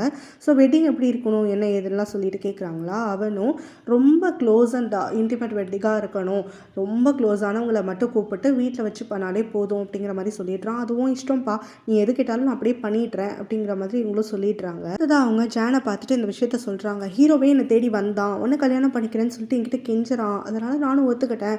ஸோ நீ எந்த வார்த்தையும் பேசாமல் எதையும் சொதப்பாமல் அவனை கல்யாணம் பண்ணிக்கிட்டு அவனுடைய சொத்துக்கள்லாம் உரிமையாளராகலான்ற வழியை பாரு அப்படிங்கிற மாதிரி திட்டுறாங்களா. ஜானுக்கு வந்து மனசே கேட்கல, இருந்தாலும் வந்துட்டு அவங்க விடாமல் சொல்லிட்டே இருக்காங்க, இந்த மாதிரி நான் எதுவுமே அவனை ஃபோர்ஸ் பண்ணல, அவனாக தான் வந்தான் அப்படின்னு சொல்லிட்டு. ஸோ அதுக்கப்புறம் இந்த பக்கம் பார்த்தோன்னா இந்த டாக்டர் தனாவையும் கொஞ்சம் அவாய்ட் பண்ணிகிட்ருக்கா. ஹீரோயின் மேலே வேற கோமா இருந்துட்டுருக்காளா. ஸோ அப்போ அங்கே தனா வந்து பேசுறதுக்காக வரான். அப்போ இந்த டாக்டரும் வந்து லைட்டாக சொல்லிடுறான், இந்த மாதிரி கோவத்தில், உனக்கு எங்கே என்னையெல்லாம் பிடிக்க போகுது, உனக்கு பிடிச்சவங்க தான் வேற இல்லை அப்படிங்கிற மாதிரி சொல்லிட்டு இருக்கும்போது தனா வந்து கொஞ்சம் கன்ஃபியூஸ் ஆகுறான். அதுக்கப்புறமா டாக்டரை பார்த்து எனக்கு ஒன்று பிடிக்காதுன்னு யார் சொன்னா, எனக்கு ஒன்று பிடிக்குமே அப்படிங்கிற மாதிரி சொல்கிறான். இதை கேட்டுட்டு அவர் ரொம்ப ஷாக் ஆகிடுறா. ஒரு குழந்தைக்கு அப்பா ஆக போகிற, இப்படி தான் அடுத்த பொம்பளைங்களை பார்த்து பிடிக்குதுன்னு சொல்லுவியா அப்படின்னு சொல்லிட்டு வாய்ஸ் ஏற்றுறாளா. உடனே தனாவும் என்ன வளரிட்டுருக்க நீனு அப்படின்னோடனே எனக்கு எல்லாமே தெரியும், நான் ஹாஸ்பிட்டலில் ஒன்னே ஹீரோன்னு பார்த்தேன், நீ தான் குழந்தைக்கு வந்துட்டு அப்பாவாக போகிறல்ல அப்படிங்கிற மாதிரி சொல்ல, நீ எல்லாம் சரியாகவே யோசிக்க மாட்டியா, உன்னுடைய டாக்டருங்கிற அந்த பட்டத்தை வச்சுட்டு ஹாஸ்பிட்டலில் பேஷண்ட் ரெக்கார்டெல்லாம் செக் பண்ணுறியா அப்படின்னு சொல்லி ஃபஸ்ட்டு திட்டான். நான் எந்த ரெக்கார்டையும் பார்க்கல, உங்கள் 2 பேரையும் நேரில் பார்த்ததுனால தான் சொல்லிட்டு இருக்கேன் அப்படின்னு சொல்கிறாளா. அது புரிஞ்சுக்கிட்டதாவது கரெக்டாக புரிஞ்சுக்கிட்டியா அப்படின்னு சொல்லிட்டு தனாவும் சட்டம் போட்டுட்டு அவகிட்ட எக்ஸ்பிளைன் பண்ணுறான். நான் ஹீரோயினோட போனது ஒரு ஃப்ரெண்டுக்காக சப்போர்ட்டாக தான், ஒரு ஃப்ரெண்டுக்கு மாரல் சப்போர்ட் பண்ணிட்டு யாரும் வந்து ப்ரீநாட்டல் கேருக்கு கூட்டிகிட்டு போகக்கூடாதுன்னு சொல்லி யார் சொன்னா அப்படிங்கிற மாதிரிலாம் கொஷின் கேட்கவும் தான் இவளுக்கு புரிய வருது, இவ தான் தப்பாக புரிஞ்சுக்கிட்டா, ஹீரோவும் வந்து இவளும் போட்டு குழப்பிக்கிட்டாங்க தேவையில்லாமல் அப்படின்னு சொல்லிட்டு. ஸோ இப்போ தானா வேற அவனுக்கு இருக்கக்கூடிய ஃபீலிங் எக்ஸ்பிரஸ் பண்ணிட்டானா, அதனால் இவளுக்கு ஒரு பக்கம் சந்தோஷமாக இருந்தாலும் ஹீரோ இன்னும் மிஸ் அண்டர்ஸ்டாண்ட் பண்ணிட்டு இருக்கானே, அவன்கிட்ட சொல்லுமேன்னு துடிச்சிட்ருக்கா. ஸோ ஹீரோ கிட்ட அதை சொல்லணும் அப்படின்னு சொல்லும் போது தானா அவளை ஸ்டாப் பண்ணுறான். ஹீரோயின் ஆல்ரெடி வந்து என்கிட்ட ப்ராமிஸ் வாங்கியிருக்கா, இந்த விஷயத்தை பற்றி நான் யார்கிட்டே சொல்லக்கூடாதுன்னு சொல்லிட்டு, இப்போ உன்கிட்ட சொன்னதையே நீ வந்து அவகிட்ட காட்டிக்கக்கூடாது, நீ இது தெரியாத மாதிரியே இருந்துக்கோ, யார்கிட்டையும் அவளுடைய ப்ரெக்னன்சியை பற்றி பேசாத அப்படின்னு சொல்லிடுறான். தனா கிட்ட ஹீரோயினும் அவளும் வந்து மாற்றி மாற்றி நீ தனாவை பார்த்துக்கோ, நீ சிவாவை பார்த்துக்கோன்ற மாதிரி அன்றைக்கி பேசிகிட்டு இருந்தாங்கல்ல, அந்த கான்வர்சேஷனையும் சொல்லியிருப்பாளா. அதனால் இப்போ தனா இவங்க 2 பேருக்கு டின்னர் அப்போ வந்து பேசுறதுக்கு வாய்ப்பு கொடுக்குறான். ஸோ அவன் விலகி போனதுக்கப்புறமா இப்போ அந்த டாக்டர் ஹீரோயின் கிட்ட பேசுகிறா. ஆக்சுவலாக நீ நினைக்கிற மாதிரியெல்லாம் இல்லை, அன்றைக்கி வந்து பெருசாக ஒரு மிஸ் அண்டர்ஸ்டாண்டிங் ஆகிடுச்சு நம்மளுக்குள்ள, நானும் ஹீரோவும் எந்த ஒரு ரிலேஷன்ஷிப்லேயும் கிடையாது, நாங்கள் 2 பேரும் பெஸ்ட் ஃப்ரெண்ட்ஸ் மட்டும்தான். அன்றைக்கி நான் தனாவை நினச்சி கொஞ்சம் வந்து மைண்ட் லெவலில் எமோஷனலாக இருந்தேனா, அதனால் அவன் ஒரு ஃப்ரெண்டாக எனக்கு ஆறுதல் சொன்னான், நீ அதை பார்த்து தான் தப்பாக புரிஞ்சுக்கிட்ட போல், அன்றைக்கி நம்ம 2 பேரும் பேசும்போது எனக்கு ரொம்ப குழப்பமாக இருந்துச்சு, நீ எதுக்கு வந்து ஹீரோவை நான் பார்த்துக்கணுங்கிற மாதிரி சொல்லிட்டு இருக்கேன்னு சொல்லிட்டு இப்போ தான் எனக்கு எல்லாம் தெளிவாக புரிஞ்சுது அப்படிங்கிற மாதிரி சொல்லிட்டு இருக்காளா. அப்போ தான் ஹீரோயின்மே வந்துட்டு நீயும் தனாவும் வந்து இப்போ ரிலேஷன்ஷிப்பில் இருக்கீங்களா அப்படின்னு சொல்லிட்டு கேட்டு கன்ஃபார்மே பண்ணிக்கிறா. ஆனாலும் ஹீரோயினுக்கு என்ன தெரியாது, ஹீரோவும் இவளும் சேர்ந்து குழந்தைய வந்து தனாவோடதுன்னு நினச்சி, அடுத்தது இந்த டாக்டரும் தனாவும் சேர்ந்து ஹீரோவையும் ஹீரோயினும் சேர்த்து வைக்கணும் அப்படிங்கிற ஒரு டார்கெட் வச்சுக்கிறாங்க. ஸோ இப்போ அதுபடி தனா நம்ம ஹீரோயின் கிட்ட பேசிகிட்டு இருக்கான். ஹீரோ கிட்ட எப்போ நீ வந்து குழந்தை அவனோடதுன்னு சொல்ல போகிற அப்படின்னு சொல்லிட்டு. ஸோ அதுக்கு ஹீரோயின் என்ன சொல்கிறான்னா, எனக்கு இன்னும் பெருசாக வந்து டைம் தேவைப்பட்டுச்சு, ஆரம்பத்தில் எல்லா பிரச்சனையும் முடிஞ்சோடனே பார்த்துக்கலான்னு நினச்சேன், இப்போ பிரச்சனையெல்லாம் ஓரளவுக்கு சால்வ் ஆகிடுச்சு தான், இருந்தாலும் இவன் எப்படி என்னை நடு ரோட்டில் விட்டுட்டு போகலாம், அதனால் நான் இவகிட்ட சொல்ல மாட்டேன் அப்படிங்கிற மாதிரி ரொம்ப பண்ணிகிட்ருக்காளா. இந்த ப்ரெக்னென்சி ஹார்மோனெல்லாம் இப்படி தான் ஒர்க் ஆகுமா, தேவையே இல்லாமல் லாஜிக்கே இல்லாமல் பெரிய விஷயத்தெல்லாம் விட்டு சின்ன விஷயத்த சப்ப காரணத்தை காட்டிகிட்டு இருக்க அப்படிங்கிற மாதிரி முணங்கிட்டு இருக்கான். நான் தோன்றப்ப சொல்லிக்கிறேன், நீ ஃப்ரீயாக விடுன்னு சொல்லும் போது அதுக்கு தனாவும் எனக்கு இது சரிப்பட்டு வரல, நீ அவன்கிட்ட சொல்கிறதுக்கு டிலே ஆக ஆக தான் பிரச்சனை பெருசாகுமோன்னு தோணுது, தயவு செஞ்சு சீக்கிரம் சொல்லு அப்படின்னு சொல்கிறான். அதுக்கப்புறம் இந்த பக்கமாக ஹீரோ கிட்ட இப்போ அந்த ஆண்டி வந்து வாக்கு கொடுத்துட்டாங்கல்ல, பிரேம்னால ஹீரோயினுக்கு பிரச்சனை வராதுன்னு சொல்லிட்டு. அவன் வேற இப்போ அக்லி ஆகிட்டான், அவங்களுக்கு பிடிக்கல அப்படின்னு சொல்லிட்டு அவங்க என்ன பண்ணுறாங்க, பிரேம் கூட ஒரு ட்ரைவ் போகிற மாதிரி வந்துட்டு அங்கே ஆட்கள் இவங்களை கடத்தி கொண்டு வர மாதிரி இவங்களாவே செட்டப் பண்ணி காட்டுக்குள்ளே வந்துடுறாங்க. பிரேம் உடனே இவங்க கிட்ட பேசுறதுக்காக ஆரம்பிக்கிறான். இந்த மாதிரி கொஞ்சம் நான் அசிங்கமாகிட்டேன்னு உடனே நான் ஹஸ்பண்ட் இல்லைன்னு ஆகிடுமா, என்னையும் போட்டு தள்ளலான்னு பார்க்குறியா அப்படின்னு சொல்லிட்டு கேட்குறான். இதை கேட்டு அவங்க ஷாக் ஆகிடுறாங்க. ஆக்சுவலாக ஹீரோவும் இந்த ஆண்டியும் உட்காந்து பேசிட்டு இருக்கும் போது அங்கே வெளியிலேருந்து பிரேம் வந்து அது காதில் வாங்கியிருப்பானா. ஸோ இவங்க வந்து பிரேமை ஹேண்டில் பண்ணிக்கிறேன்னு சொன்னதுலேருந்தே அவனுக்கு தெரிஞ்சிருக்கும் இவங்களோட மைண்ட் எப்படி ஒர்க் ஆகுதுன்னு சொல்லிட்டு. ஸோ இவங்க எப்படி பிளான் பண்ணுவாங்கன்ற ஒரு இதில் தான் இருந்திருப்பான். இப்போ இவங்களும் அதுக்கேற்ற மாதிரி வந்து இவனை கொலை பண்ணுறதுக்காகன்னு கூட்டிகிட்டு வந்துட்டு இவங்கள சத்தம் போட்டுட்ருக்கானா, என்னை கொலை பண்ணலான்னு பார்த்தியான்னு சொல்லிட்டு. அவங்களும் நான்லாம் எதுவும் பண்ணல அப்படின்னு சொல்லி கத்திகிட்டே இருக்காங்க.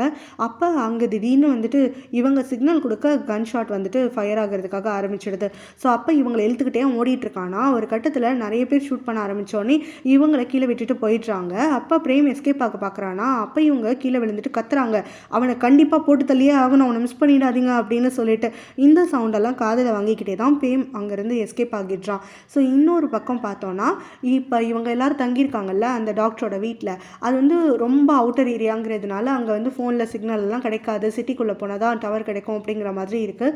ஸோ இப்போ வந்து அவங்களுக்கு அவங்க ஒரு ஃப்ரெண்டு வந்து ஒரு பிக் அனுப்புனாங்கன்னு சொல்லி ஜானோடைய இன்ஸ்டாகிராம் போஸ்ட்டை வந்துட்டு இவங்க தனா கிட்ட காட்டுறாங்க. அதில் ஜான் வந்து தனக்கு கல்யாணம் ஆக போது, எல்லா ப்ரிப்பரேஷன்ஸும் விறுவிறுன்னு போகுது அப்படிங்கிற மாதிரி போட்டிருக்காளா ஃபோட்டோஸோட. ஸோ அதில் இருக்கக்கூடிய கமெண்ட் எல்லாம் வாசிச்சுட்டு ஹீரோ தான் அவளை கல்யாணம் பண்ணிக்க போகிறா அப்படிங்கிறது இவங்களுக்கு புரியுதா.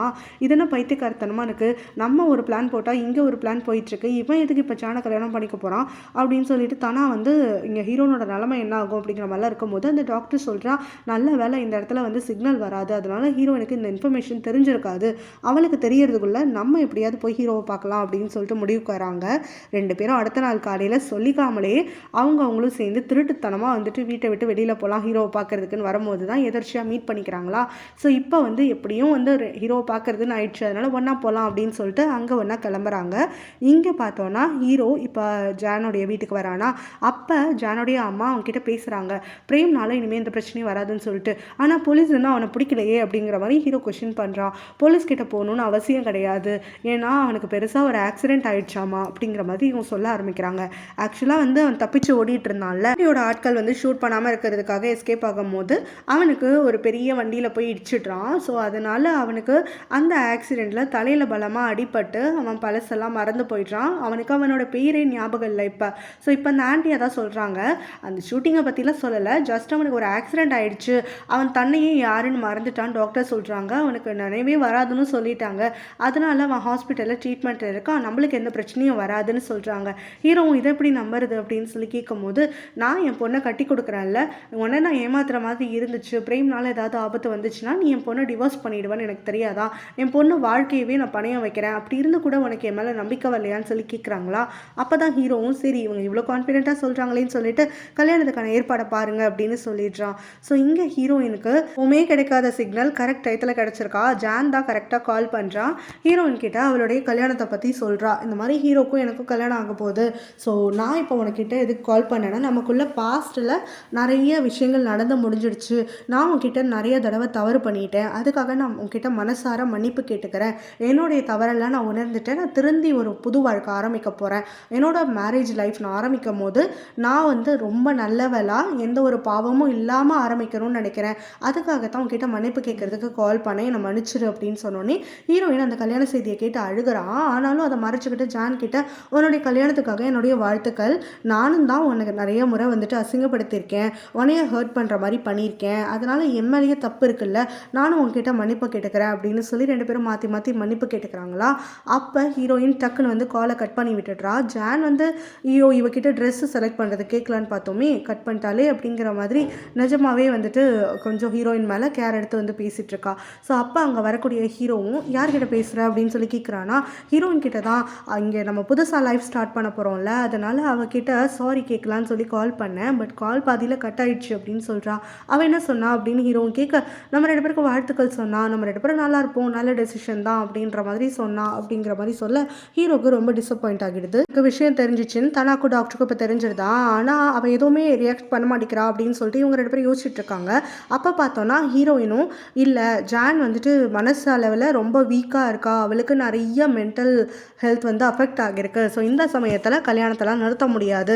அவளுக்கு இந்த கல்யாணம் வந்து எப்படிங்கிறது எனக்கு தெரியும். முன்னாடியே வந்துட்டு ஒரு முறை பண்ண தப்பு இப்போ நான் பண்ண மாட்டேன் அப்படின்னு சொல்கிறா. இதை கேட்டுட்டு டாக்டர் தனாவும் ஷாக் ஆகிடுறாங்க. முன்னாடி அவள் என்ன பண்ணா அப்படின்னு சொல்லிட்டு தனா கிட்ட கேட்கும்போது அந்த டாக்டருக்கு வந்து தெரியாதுல சூசைட் அட்டம் பண்ணது. ஸோ இப்போ தனா அதை சொல்கிறான். ஸோ ஹீரோயினும் திரும்ப அந்த மாதிரி அவளுக்கு எதுவும் ஆகிடக்கூடாது, அவள் நல்லா இருக்கணும் அப்படின்னு சொன்னோடனே அந்த டாக்டருக்கும் வந்துடுது. அப்போ ஹீரோவும் உன்னோட குழந்தையும் நல்லா இருக்க வேண்டாமா, அவங்க கிட்ட எந்த ஒரு விஷயத்தையும் சொல்லாமல் இப்போ இவங்க 2 பேரையும் கல்யாணம் பண்ணி வச்சுட்டு நீ நடுவில் வந்து கஷ்டப்பட போறியா அப்படின்னு சொல்லி கேட்கும்போது நான் வந்து குழந்தைய நல்லா வளர்த்துப்பேன் அப்படிங்கிற மாதிரி சொல்கிறான். அந்த குழந்தைக்கு அப்பா வேண்டாமா, அதை முடிவு பண்ணுறதுக்கு உனக்கு என்ன ரைட்ஸ் இருக்குது அப்படின்னு சொல்லி அந்த டாக்டர் கொஸ்டின் பண்ணுறா. ஆனால் ஹீரோயின் கிட்ட அதுக்கு பதில் இல்லை. ஸோ இதுக்கு பிறகு தான் இவங்க 2 பேரும் இங்கே இருக்கிறது சரி கிடையாதுன்னு சொல்லி உடனே ஹீரோ பார்க்குறதுக்காக கிளம்பி வந்துடுறாங்க. ஸோ ஹீரோடைய ஆஃபீஸில் அவனை மீட் பண்ணுறாங்களா. அப்போ அவனும் வந்துட்டு இந்த பேச்செல்லாம் வந்து நான் கேட்குறதுக்கு ரெடியாக இல்லை அப்படிங்கிற மாதிரி சொல்கிறா. உனக்கு பல முறை கால் பண்ண, நீ வந்து என்னை வேணும்னே அவாய்ட் பண்ணுறேன்னு அந்த டாக்டர் திட்டிகிட்டு இருக்காளா. அதுக்கப்புறமா இந்த பக்கம் தனா வந்துட்டு நம்ம ஹீரோ கிட்ட பேசுகிறான். நான் உன்கிட்ட ஒரு இம்பார்ட்டண்ட்டான விஷயம் சொல்லணும், பொறுமையாக கேளுன்னு சொல்லிட்டு. ஹீரோவும் தெரியும் உனக்கும் ஹீரோயினுக்கும் கல்யாணம் ஆக போகுது அதுதானே அப்படின்னு சொல்லி தனாவை பற்றி கேட்கும்போது தனாவும் இவனுக்கு என்ன மண்டையில் அடிபட்டுருச்சா அப்படிங்கிற மாதிரி முடிச்சுட்டு இருக்கானா.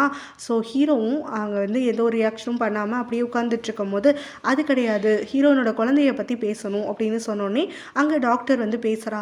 நான் முதல்ல உன்கிட்ட சாரி கேட்டுக்கிறேன், ஆல்ரெடி உனக்கு இருந்த மிஸ் அண்டர்ஸ்டாண்டிங்கை நான் தான் வந்து நடுவில் புந்து அதிகமாகிட்டேன் அப்படிங்கிற மாதிரி சொல்கிறா. ஹீரோக்கு ஒன்றுமே புரியல, என்ன எதை பற்றி பேசிகிட்டு இருக்க அப்படின்னோடனே இந்த குழந்தை ஹீரோயினுக்கும் தனாக்கும் பிறக்கிற குழந்தை கிடையாது அப்படின்னு சொல்கிறா. ஸோ இதை கேட்டுட்டு ஹீரோ ஷாக் ஆகுறானா. உண்மையை தான் சொல்கிறேன், தனா இந்த குழந்தைக்கு அப்பா கிடையாது அப்படின்னு சொல்கிறா. இதை கேட்டோடனே ஹீரோவும் அப்போ அந்த குழந்தைக்கு யார் அப்பா அப்படின்னு சொல்லி கேட்குறான். தனக்கு ரொம்ப கோவம் வந்துடுது. நீ ஷாக்கில் கேட்குறேங்கிற மாதிரி நினச்சிக்கிட்டு உன்னை இந்த முறை சும்மா விடுறேன், ஹீரோனோட கேரக்டர் அசிங்கப்படுத்துகிற மாதிரி நீ கேள்வி கேட்டேன்னா நான் மனுஷனாகவே இருக்க மாட்டேன் அப்படிங்கிற மாதிரி மிரட்டான். அதுக்கப்புறம் தான் ஹீரோவும் கொஞ்சம் நேரம் யோசிச்சுட்டு நானா அந்த குழந்தை என்னோட குழந்தையா அப்படின்னு சொல்லிட்டு ரொம்ப எக்ஸைட்டடாக கேட்குறான். தனாவும் அந்த டாக்டர் தலையாட்ட ஹீரோ வந்து உடனே ஏறி குதிக்கிறான், பயங்கரமாக சந்தோஷப்படுறான், கிளாப் பண்ணுறான், எல்லாம் பண்ணிகிட்டு இருக்கானா. அப்போ அந்த அசிஸ்டண்ட்டும் சரி இந்த கொண்டாட்டமெல்லாம் இருக்கட்டும், இன்னொரு பக்கம் ஒரு பிரச்சனை இருக்குது, ஜானை கல்யாணம் பண்ணிக்கிறேன்னு சொன்னீங்களே என்ன பண்ண போறீங்க அப்படின்னு சொல்லிட்டு இவங்களுக்கு ஞாபகப்படுத்துறான். உடனே ஹீரோயினை வீட்டுக்கு கூட்டிகிட்டு வரணும்னு சொல்லிட்டு அங்கேருந்து கிளம்புறானா. வேலைக்கார பொண்ணுகிட்ட சொல்லிட்டு அவன் பேக்கெல்லாம் தூக்கிட்டு கிளம்பும்போது பார்த்தா ஹீரோயின் அவனுக்கு முன்னாடி வந்து நின்றுட்டு இருக்கா. ஸோ உன்கிட்ட கொஞ்சம் பேசணும், நீ அவ்வளோ தூரம்லாம் போக தேவையில்ல, நானே உன்னை தேடி வந்துட்டேன் அப்படிங்கிற மாதிரி சொல்கிறா. ஸோ இவங்களுடைய பேச்செல்லாம் வந்து சுருக்கமாக சொல்லணும்னா ஹீரோயின் எதுக்காக குழந்தைய பற்றி மறைச்சான்னு சொல்லி ஹீரோ கொஷின் கேட்டுட்ருக்கான். ஹீரோயினும் இப்போ அதெல்லாம் முக்கியம் கிடையாது, நான் முதல்ல கன்ஃபியூஸ்டாக இருந்தேன் அதனால் சொல்லாமல் இருந்தேன், இப்போ உனக்கு விஷயம் தெரிஞ்சிச்சு, அதெல்லாம் ஓகே தான் அப்படிங்கிற மாதிரி சொல்கிறான். சரி இனிமேல் வந்துட்டு குழந்தைய நான் நல்லா பார்த்துக்கிறேன், உன்னையும் பார்த்துப்பேன் அப்படிங்கிற மாதிரி சொல்லிட்டு இருக்கும்போது அது வேண்டான்னு சொல்கிறதுக்கு தான் நான் வந்தேன் அப்படிங்கிற மாதிரி இவ சொல்கிறா. ஜானுக்கு ஆல்ரெடி ஒரு முறை வந்துட்டு கல்யாண ஆசை காட்டி அது இல்லாமல் போனப்போ தான் அவள் அவ்வளோ அஃபெக்ட் ஆனா. ஸோ இப்போயுமே அந்த நடக்கக்கூடாது, நீ ஜானை கல்யாணம் பண்ணி ஆகணும், ஜான் வந்து ஹர்ட் ஆகக்கூடாது அப்படின்னு ஹீரோ கிட்ட சொல்கிறா. அப்போ என்னை பற்றியும் குழந்தைய பற்றியும் நீ யோசிக்க மாட்டியா அப்படின்னு சொல்லிட்டு ஹீரோ கேட்குறானா. ஹீரோயின் கிட்ட நான் எல்லாரை பற்றியும் யோசிச்சு தான் சொல்கிறேன், இதெல்லாம் நம்ம முன்னாடியே எடுத்த முடிவு தானே, நம்மளோட மேரேஜே ஒரு கான்ட்ராக்ட் மேரேஜ் தானே, ஸோ எல்லா வேலையும் முடிஞ்சதுக்கப்புறமா நான் கிளம்பி போயிடுவேன் தானே நம்ம பேசணும், அதுபடி எனக்கான வேலையெல்லாம் முடிஞ்சிடுச்சு, ஸோ நான் கிளம்பி போயிடுறேன், நீ ஜானை கல்யாணம் பண்ணிக்கோ அப்படின்னோடனே அப்போ குழந்தை அப்படின்னு சொல்லிட்டு ஹீரோ எமோஷ்னலாக கேட்குறானா. அதுக்கு ஹீரோயினும் குழந்தைக்கு நம்ம 2 பேரும் ஒரு நல்ல அப்பா அம்மாவாக இருப்போம், ஆனால் நம்ம சேர்ந்து இருக்க முடியாது, அதுதான் நான் இப்போ சொல்ல வருது அப்படிங்கிற மாதிரி சொல்கிறான். இதனால் ஹீரோக்கு பயங்கரமாக வந்து கடுப்பேறிடுதான். அதுக்கப்புறமா ஹீரோயினை அங்கேருந்து கிளம்பும் போது அவளை கட்டி பிடிச்சு நிறுத்துறான். அப்போ கேட்குறான், நீ லவ் பண்ணவே இல்லை, உனக்கு என் மேலே எந்த ஒரு ஃபீலிங்ஸுமே கிடையாதுன்னு நீ உன் வாயால் சொல்லு, நான் விட்டுடுறேன், அதுக்கப்புறம் உன்னை டிஸ்டர்ப் பண்ண மாட்டேன் அப்படின்னு சொல்லி கேட்குறான். ஹீரோயின் பதில் எதுவும் சொல்லாமல் நின்றுட்டே இருக்காளா. எனக்கு தெரியும் உன்னோட ஃபீலிங்ஸை நீ உனக்குள்ளே மறைச்சி வச்சுட்ருக்க, குழந்தை ஹர்ட் ஆனாலும் பரவாயில்லன்னு சொல்லி ஜான் மேலே இருக்க பாசத்தினால தான் நீ அவளை ஹர்ட் ஆகக்கூடாதுன்னு பார்த்துட்ருக்க, ஒரே ஒரு முறை என்கிட்ட சொல்லுன்னு ஜான் கிட்ட போய் பேசுகிறேன், அவளுக்கு புரிய வைக்கிறேன் அப்படின்னு சொல்கிறான். நீன்னு இல்லை, யாராலையுமே ஜானுக்கு இதெல்லாம் புரிய வைக்க முடியாது, அவள் அப்படி ஒரு ஸ்டேட்டில் இருந்துட்டுருக்கா, ஸோ என்னைய விட்டுடு, நீ ஜானை கல்யாணம் பண்ணிக்கோ அப்படின்னு சொல்லிட்டு அங்கேருந்து அவள் கிளம்பி போயிடுறா. ஹீரோக்கான கல்யாண நாள் வந்துடுதான், அதனால் ரெடி ஆகிட்டு இருக்காங்க ஜானுடைய அம்மா. ஸோ அந்த இடத்துல பிரேம் வந்துடுறான். அதை பார்த்தோன்னே அவங்க ரொம்ப ஷாக் ஆகிடுறாங்க. அவன் வந்து ரசிகா ரசிகான்னு சொல்லிக்கிட்டு அவங்க பேரை சொல்லிக்கிட்டே வந்துட்டுருக்கானா. அவங்களுக்கு நல்லாவே தெரியுது இவனுக்கு எல்லாமே வந்து மெமரி எல்லாம் போயிடுச்சின்னு சொல்லிட்டு. ஸோ இப்போ அவனை பார்த்துட்டு சொல்கிறாங்க, நான் ரசிகா கிடையாது, ரசிகா இங்கே இல்லை அப்படின்னு சொல்லிட்டு இருக்காங்க. உடனே வந்து கொஞ்சம் தடுமாறுறான், உடனே யோசிச்சு பார்க்குறான். ஸோ முதல்ல வந்து இவனுக்கு இருக்கக்கூடிய மெமரி என்னென்னா, இவனை கடைசியாக எல்லோரும் ஷூட் பண்ணுறதுக்காக அட்டாக் பண்ணும் போது வந்தது, அப்போ இவனை கொல்லுங்க, இவனை விடக்கூடாது அப்படின்னு சொல்லி இவங்க கத்துனது, ரசிகா அவனை விட மாட்டேன் அப்படின்னு அவன் கத்திக்கிட்டே போனது, இதுதான் அவனுக்கு மெமரியில் வந்துட்டு திரும்ப ட்ரிகர் ஆகுதா. ஸோ அப்போ அதை யூஸ் பண்ணிவிட்டு இவங்க அங்கே இருக்கக்கூடிய சுட சுட இருக்கிற ட்ரிங்க் எடுத்து அவன் மேலே ஊற்றி விட்டுடுறாங்க. அவன் கத்தி கத்தியை கீழே போட்டுட்டு டிஸ்ட்ராக்ட் ஆகிற சமயம் அந்த கத்தியவே எடுத்து இப்போ இந்த ஆன்ட்டி அவனை பல முறை குத்திடுறாங்க. ஸோ அங்கே ரத்த வெள்ளத்தில் இவன் விழுந்து கிடக்குறானா, அதை பார்த்ததுக்கப்புறமா தான் இவங்களுக்கு அவங்க என்ன பண்ணியிருக்காங்கன்றதே ரியலைஸ் ஆகுது. ஸோ இவங்க கொஞ்ச நேரம் அப்படியே நிதானமாகிட்டு அதுக்கப்புறமா அங்கே இருக்கக்கூடிய ஒரு பிளாங்கெட் எடுத்துகிட்டு வந்து இவனை கவர் பண்ணி விட்டுடுறாங்க. இவங்களுக்கு இப்போ தான் ஒரு பயமே வருது. ஸோ தான் வந்து இப்படி ஒரு கொலை பண்ணிட்டோம் அப்படிங்கிற மாதிரி. அதுக்கப்புறம் எதுவுமே தெரியாத மாதிரி இந்த கல்யாணம் நல்லா நடக்கணும்னு சொல்லிட்டு இவனை நல்லா பிளாங்கெட் வச்சு மூடி வச்சுட்டு அவங்க ரூமில் லாக் பண்ணிவிட்டு அங்கேருந்து கிளம்பிடுறாங்க. ஸோ அந்த வெட்டிங் ஏரியாவுக்கு வந்ததுக்கப்புறமா நிறைய கண்ணாப்பினா ட்ரிங்க் பண்ணுறதுக்காக ஆரம்பிச்சிடுறாங்க. ஸோ அங்கே ட்ரிங்க் பண்ணிவிட்டு அங்கே வந்திருக்க கெஸ்ட் கிட்ட பேசிகிட்டு இருக்கும் போது டக்குன்னு அவங்க கண்ணு முன்னாடி பிரேம் வந்து போகிறானா. இவங்களுக்கு உடனே பயம் வந்துடுது. பிரேமை பார்க்கணும்னு சொல்லிட்டு திரும்ப ஓடி வராங்க அந்த ரூமுக்கு. பார்த்தா அந்த பிளாங்கெட்டும் ரத்தமும் மட்டும்தான் இருக்குது. பிரேம் அங்கே காணும். எப்படி நடந்துச்சு, அவன் எப்படி தப்பிச்சான் அப்படின்னு சொல்லிட்டு முணங்கிக்கிட்டே திரும்ப வந்து தன்னைத்தானே வந்து காம் பண்ணிக்கிட்டு திரும்ப இந்த வெட்டிங் ஏரியாவுக்கு வராங்க. ஸோ இந்த வெட்டிங்கை எப்படியாவது நிறுத்தணும் அப்படிங்கிற நோக்கத்தோட டாக்டரும் அப்புறம் தனாவும் அங்கே வந்திருக்காங்களாம். அவங்க வந்து கொஞ்ச நேரத்தில் பார்த்தா ஹீரோயின் அங்கே வரா. ஸோ அவர் கெஸ்ட் மாதிரி தான் வந்து அவட்டுக்கு உட்காந்துக்கிறாளாம். அவளை பார்த்தோன்னே தனாக்கும் டாக்டருக்கும் கொஞ்சம் வந்து மனசு வலிக்குது. ஸோ இவ எப்படி வந்து மைண்டை வந்து கண்ட்ரோல் பண்ணிக்கிட்டு இந்த இடத்துல ஹர்ட் ஆகாமல் நடிச்சிட்ருக்கா அப்படின்னு சொல்லிட்டு ஸோ அவகிட்ட போய் பேச்சு கொடுத்துட்ருக்காங்க. அப்போ தான் ஹீரோவோட கண்ணு ஃபுல்லாக மேலே இருக்கிறத நோட்டீஸ் பண்ணுறா ஜான். உடனே ஹீரோ கிட்ட அவள் இந்த கல்யாணத்துக்கு வர சொல்லி நான் தான் ஃபோனில் கூப்பிட்டேன், பட் அவள் வரமாட்டேன்னு தான் சொன்னா, வந்துட்டா போல். சரி நம்மளுக்குள்ளே இருக்கக்கூடிய அந்த கல்யாணம் முடிஞ்ச உடனே நம்ம போயிட்டு அவள்கிட்ட பேசலாம் அப்படிங்கிற மாதிரி சொல்கிறாளாம். இப்போ தான் ஹீரோயின் வந்திருக்கிறத அவங்க அம்மா நோட்டீஸ் பண்ணுறாங்க. ஸோ இப்போ அவங்களும் ஜான் கிட்ட நீ அவகிட்டலாம் பேசக்கூடாது அப்படின்னு சொல்லிட்டு கோவமா ஸ்டேஜ்லேருந்து இறங்கி வந்துடுறாங்க. இப்போ ஹீரோயின் கிட்ட வந்துட்டு இந்த கல்யாணத்தை நிறுத்தலான்னு பார்த்தியா, என் பொண்ணுக்கிட்ட இருந்து இவனையும் ஸ்டீல் பண்ணலான்னு பார்த்தியா அப்படின்னு சொல்லிட்டு ஹீரோயினை அங்கேருந்து வெளியில் துரத்துறாங்க. ஹீரோயினும் நான் அதெல்லாம் எதுவும் பண்ணுறதுக்கு வரல, இங்கே ஜானுடைய கல்யாணத்தை பார்த்துட்டு போகலான்னு தான் வந்தேன் அப்படிங்கிற மாதிரி சொல்கிறா. இவங்க கேட்கவே இல்லை. அவளை போட்டு கத்திட்டு அவளை வெளியில் தள்ளணும்னு சொல்லி முயற்சி பண்ணிட்டு இருக்காங்களா. ஹீரோவும் ஜானும் கீழே இறங்கி வந்துடுறாங்க.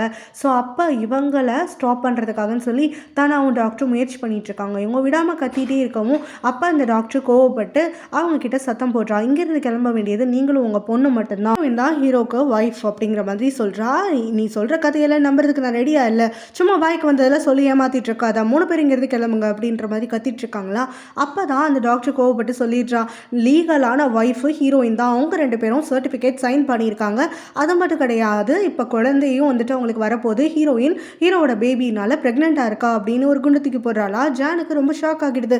அப்படியே ஹீரோ திரும்பி பார்க்குறா. ஹீரோ வந்துட்டு எதுவுமே ரியாக்ட் பண்ணாமல் அவாட்டுக்கு நின்றுட்டுருக்கானா. ஸோ ஜான் வந்து இப்போ இறங்கி வந்து ஹீரோயின் கிட்ட கேட்குறா, இப்போ இதுக்காக தான் இங்கே வந்தியா, நீ என்னை விஷ் பண்ண வந்த, என்னைய வாழ்த்த வந்தேன்னு சொல்லி நினச்சேன், ஆனால் நீ என்கிட்ட இருந்து விஷஸ் வாங்குறதுக்காக வந்திருக்க, என் கல்யாணத்தை நிறுத்ததுக்கு வந்திருக்க அப்படி தானே அப்படிங்கிற மாதிரி கேட்கும் போது, இல்லை ஜான் நீ நினைக்கிற மாதிரிலாம் இல்லை, சத்தியமாக நான் அவனோட கல்யாணத்தை பார்க்கணும் தான் வந்தேன் அப்படிங்கிற மாதிரி சொல்கிறாளா.